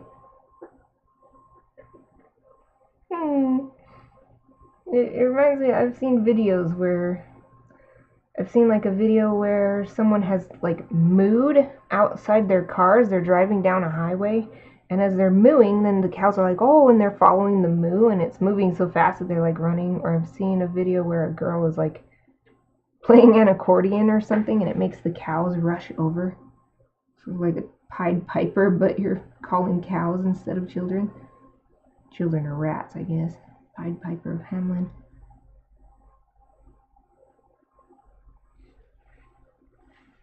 Let's see.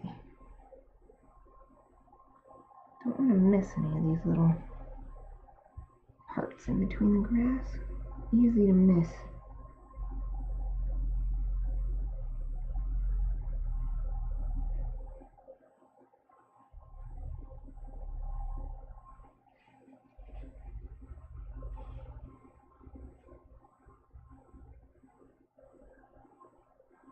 Right here I'll do a little gradient, not because it's wet, but just to show that it's a different rock. That it's a background rock.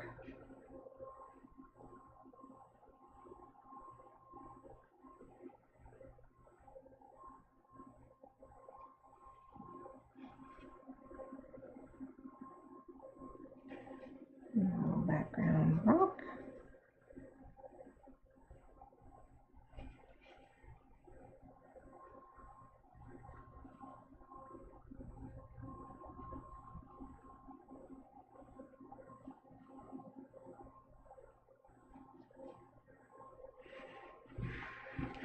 I think that helps. I guess I'll do that with these two too. Just make them a little darker.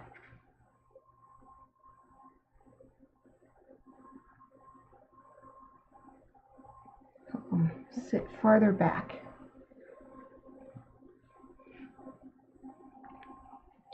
Sometimes it's easier to lead cows by calling them than trying to push them where you want them to go. I can imagine that. I think it's the same with people too, though. Like, maybe not physically, but, you know, if you want someone to do something, especially if it's like a kid or something, you try to force them to do it, it makes them even less likely to do it. If you can call out to them and catch their interest, then they'll do it on their own volition.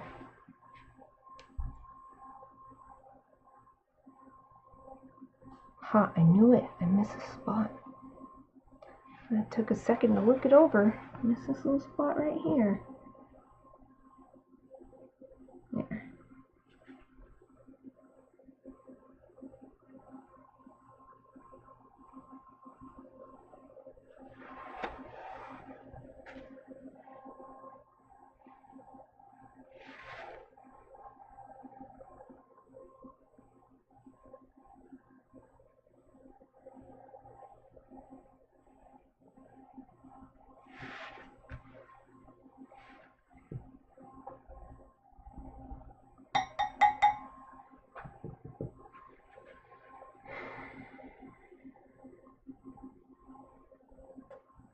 Oh man, I'm definitely not done yet, but I'm gonna have to stop streaming pretty soon because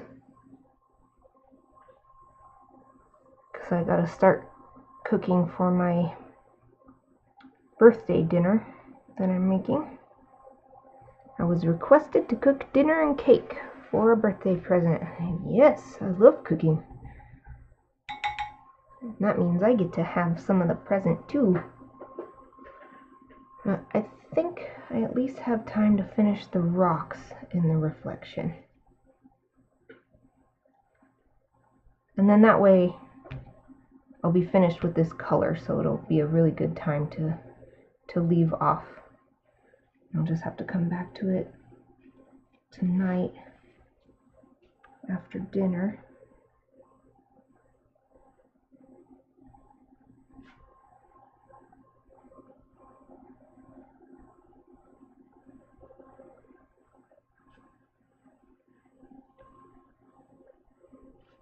And use the small brush for the whole thing because there's so many little tiny areas like around these little bones and around these little like ripple things that I actually drew with the ink.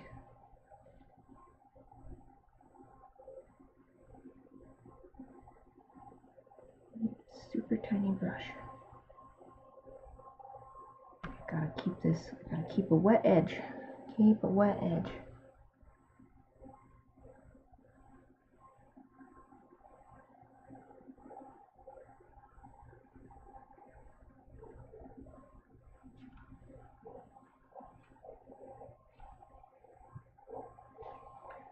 And I gotta paint around these little green reflection marks that I've already made. Dang, they really fade in when I didn't paint on that green mark right there, but it's getting lost. If I leave a little white around, it'll be good.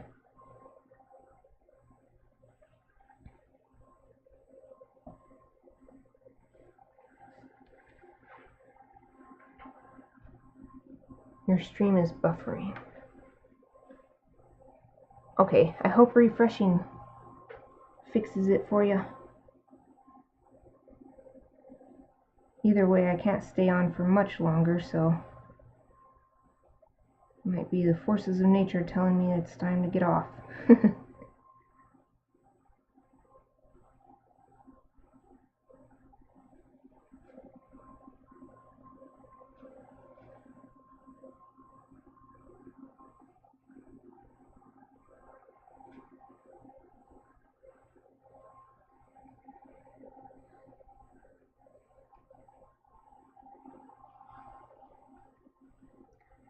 Ooh, these little ones.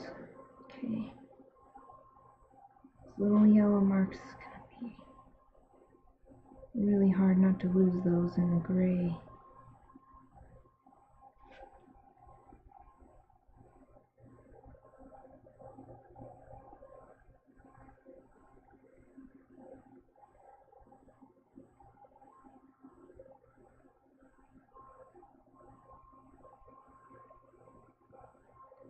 This is what I get for making a difficult background for myself. That's all about learning. Learning new things all the time.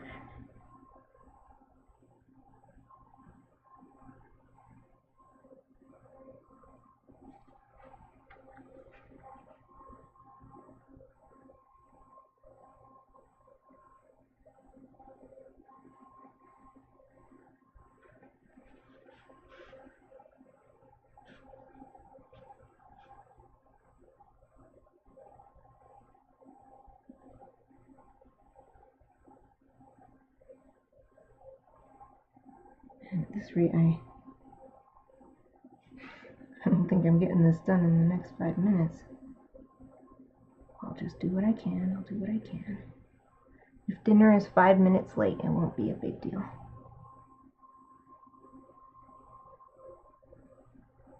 Since it's a slow cooker recipe too, I've got a good hour of leeway.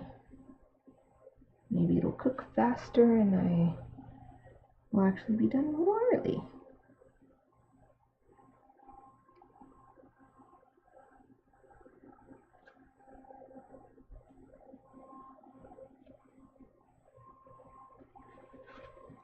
Problem with this tiny brush is it doesn't hold much water, so my brush keeps going dry way before I am ready.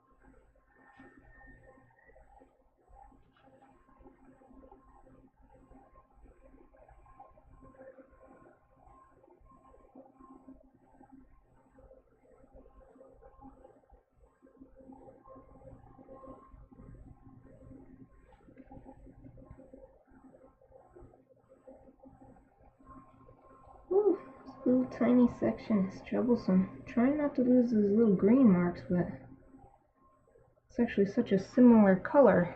It's just disappearing, even though I'm not actually painting over them.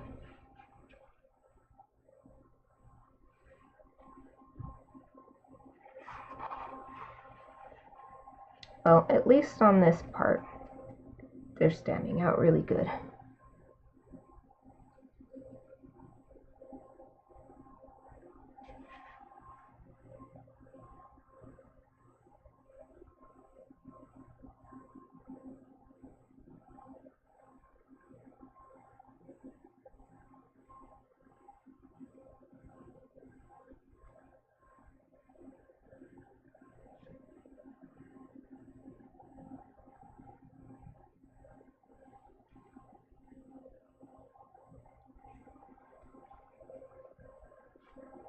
I'm actually trying not to even touch, to like leave a little light space between, but the paint eventually sort of feathers out and ends up touching the other color anyway. It'll be okay in the end though. When I add the little gouache white highlights to the water, it's going to really unify the whole surface. So it's okay even if some of these are lost, visually lost. It's the overall effect that's more important anyway.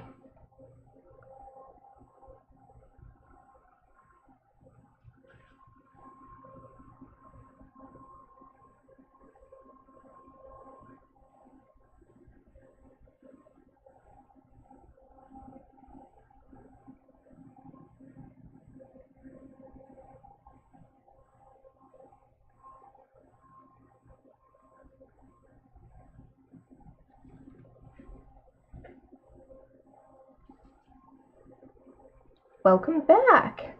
Did refreshing seem to help? I hope so, since you're back. Hope it helped.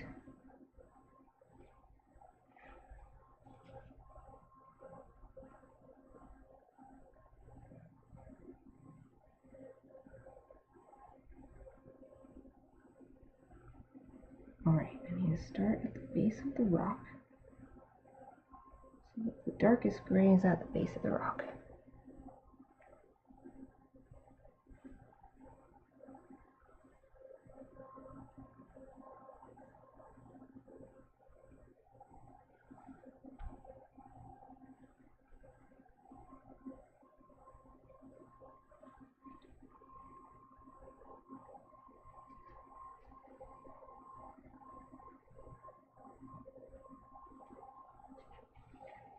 Okay, moving all the way up here. Oh, wait. I always end up pulling my picture out of the frame. It's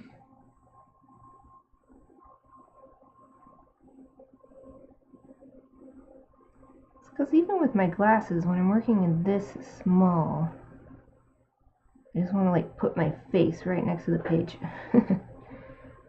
When I'm streaming, that's not really a good idea.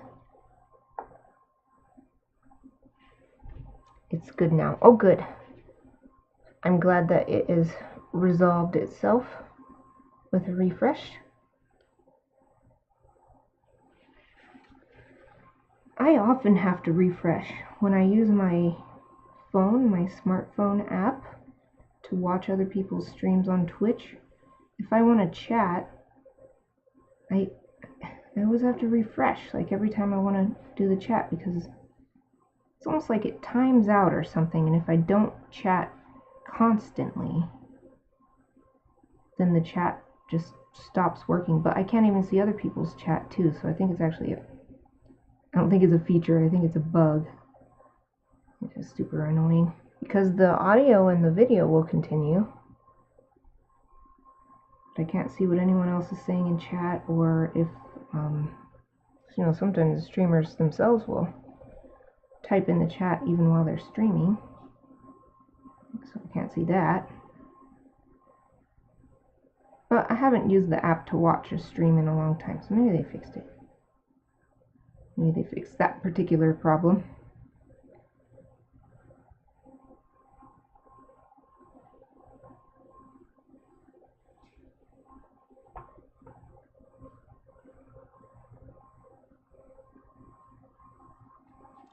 Getting close to done. Getting close.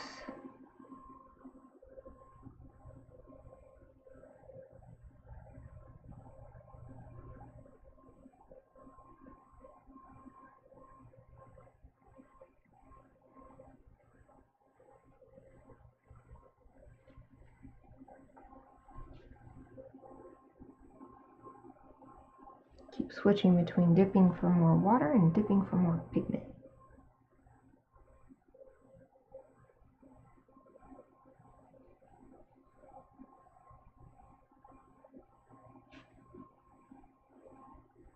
At least if the coloring is rough on this side, it's okay because it can just be chalked up to the reflection in the water.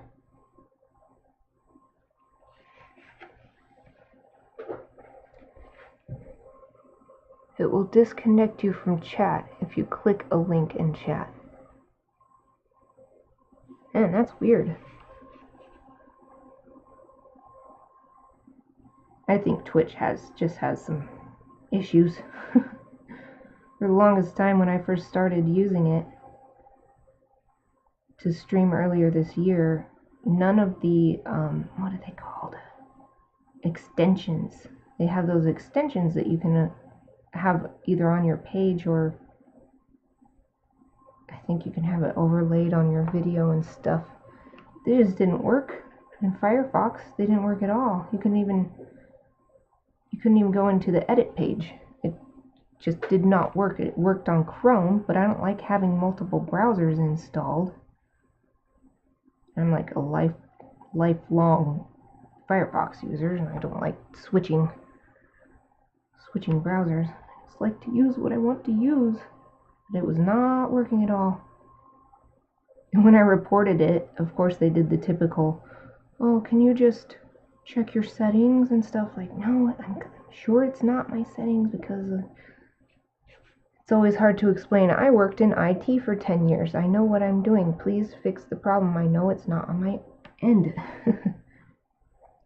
They never believe you. Since I did work in IT for 10 years, I understand why they don't believe you, because you get the silliest calls from people. Probably the best one I ever heard. I didn't actually get the call, but this person was being told to reboot their computer. I heard it from a coworker, so this isn't just like an internet story. Like, my coworker took this call, and she was telling the person to reboot their computer because it should be working now that once they do a reboot. And they're like, oh, I'm turning it off and on, and it's the same exact screen. And you're like, what? How is it the same exact screen? Turned out they were turning the monitor on and off. They weren't rebooting the computer at all. Oh my god. So I've had some stuff like that I've experienced with. Not quite that computer illiterate, but I get it. I get why every help desk I ever contact goes through this laundry list of stuff to make sure it's not on my end before they'll even try to look if it's on their side first.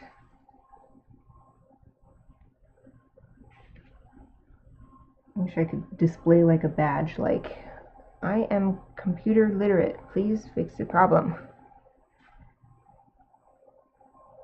It goes on my email or something. Computer literate certified. Like, I try to be understanding, but it's really frustrating when they ask me to do the same stuff I've already done, and then they want me to prove it and everything. It's just really frustrating. They're already frustrated enough from whatever the problem is. So Twitch has given me a few moments like that this year. They do seem to have fixed the extensions, though. The site works much better. Like, when I first created a login and stuff, I literally couldn't log in on Firefox because their pop-up thing that they had going on, I don't know if they still do it, but it wouldn't pop up on Firefox. I had to go in and see where the pop-up was coming from, like open the page dialog, and then put that direct address in order to get logged in.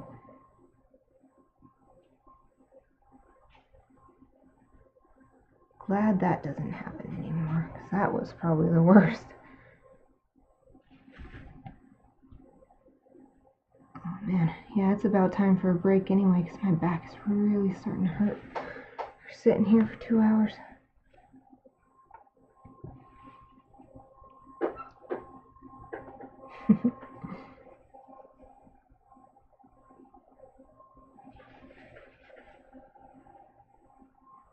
Can't forget this reflection that's behind these grass stalks.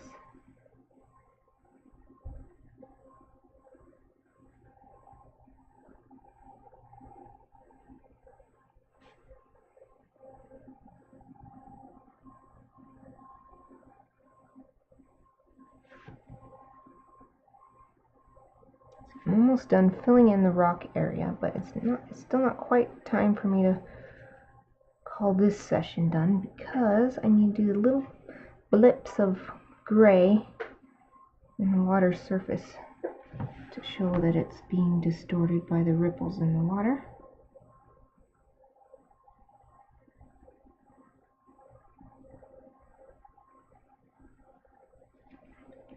Okay, so that's all filled in.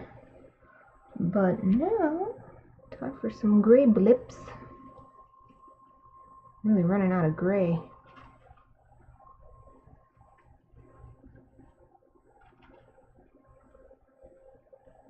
Starting to get a bit too pink from this purple that I mixed it on.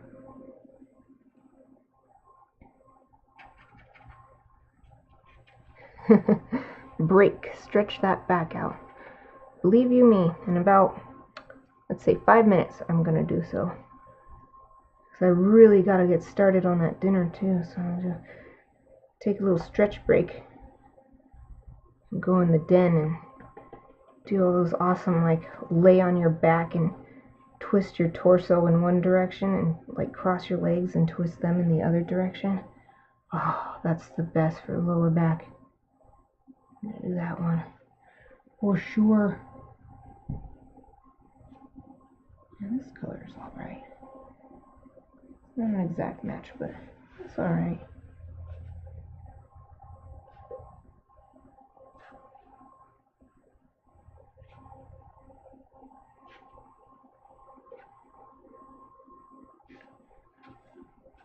Actually don't need too many, maybe a little on the actual rocks themselves, to show that these rocks are just reflections.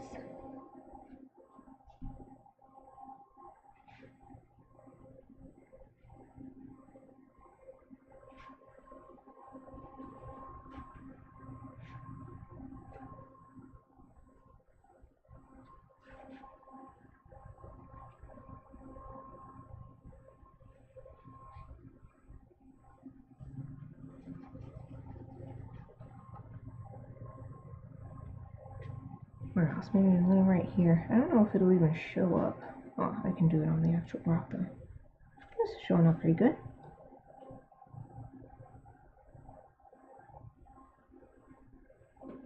Paint some on top of the grass too.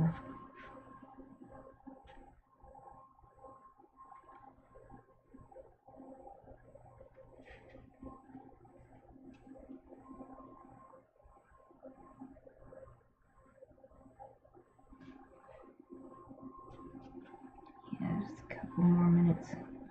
Couple more minutes and break time. Yay!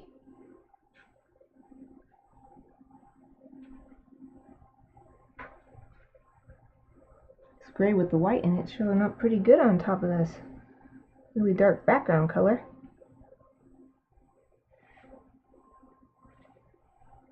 Let's do some over here.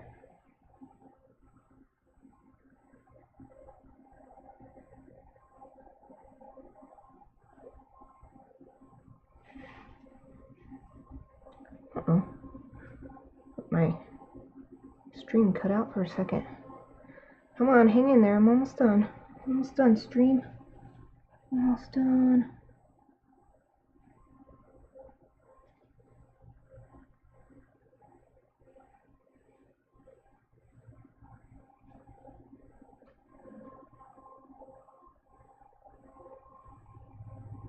Oh, do a little gray on top of this too.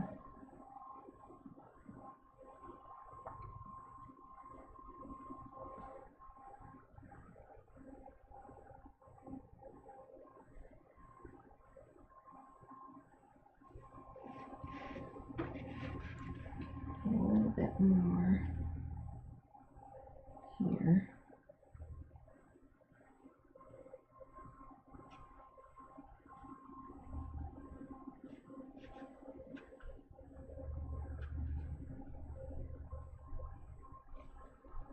So they need to be smaller and more frequent, closer to the rocks, closer to the shoreline.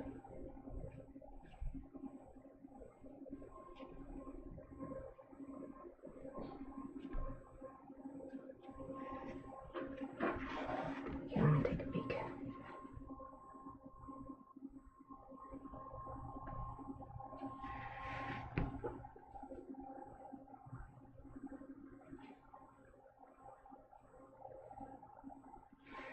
I guess once it dries, it doesn't show up anymore when it's dark.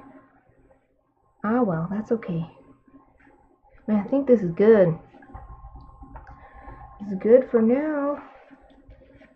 I'm gonna finish this today, but I've gotta get started on cooking and baking. It's not only it's a birthday, she broke her arm yesterday morning, so it's also a get well soon party. So I want to make sure it's extra good. Make sure we got flowers and everything. Whew. All right. Sweet. I got it mostly done. At least for watercolor. Maybe the gouache is going to take another good hour or something, but watercolor's almost done. All right. See, paper's all bent, so it looks like it's sideways, but it's just because it's bent. Call it good here. I might stream tonight my finishing, but we'll see. This might be the last I stream. Either way, I'll post it on my social media. So that's it for now. Thank you for watching.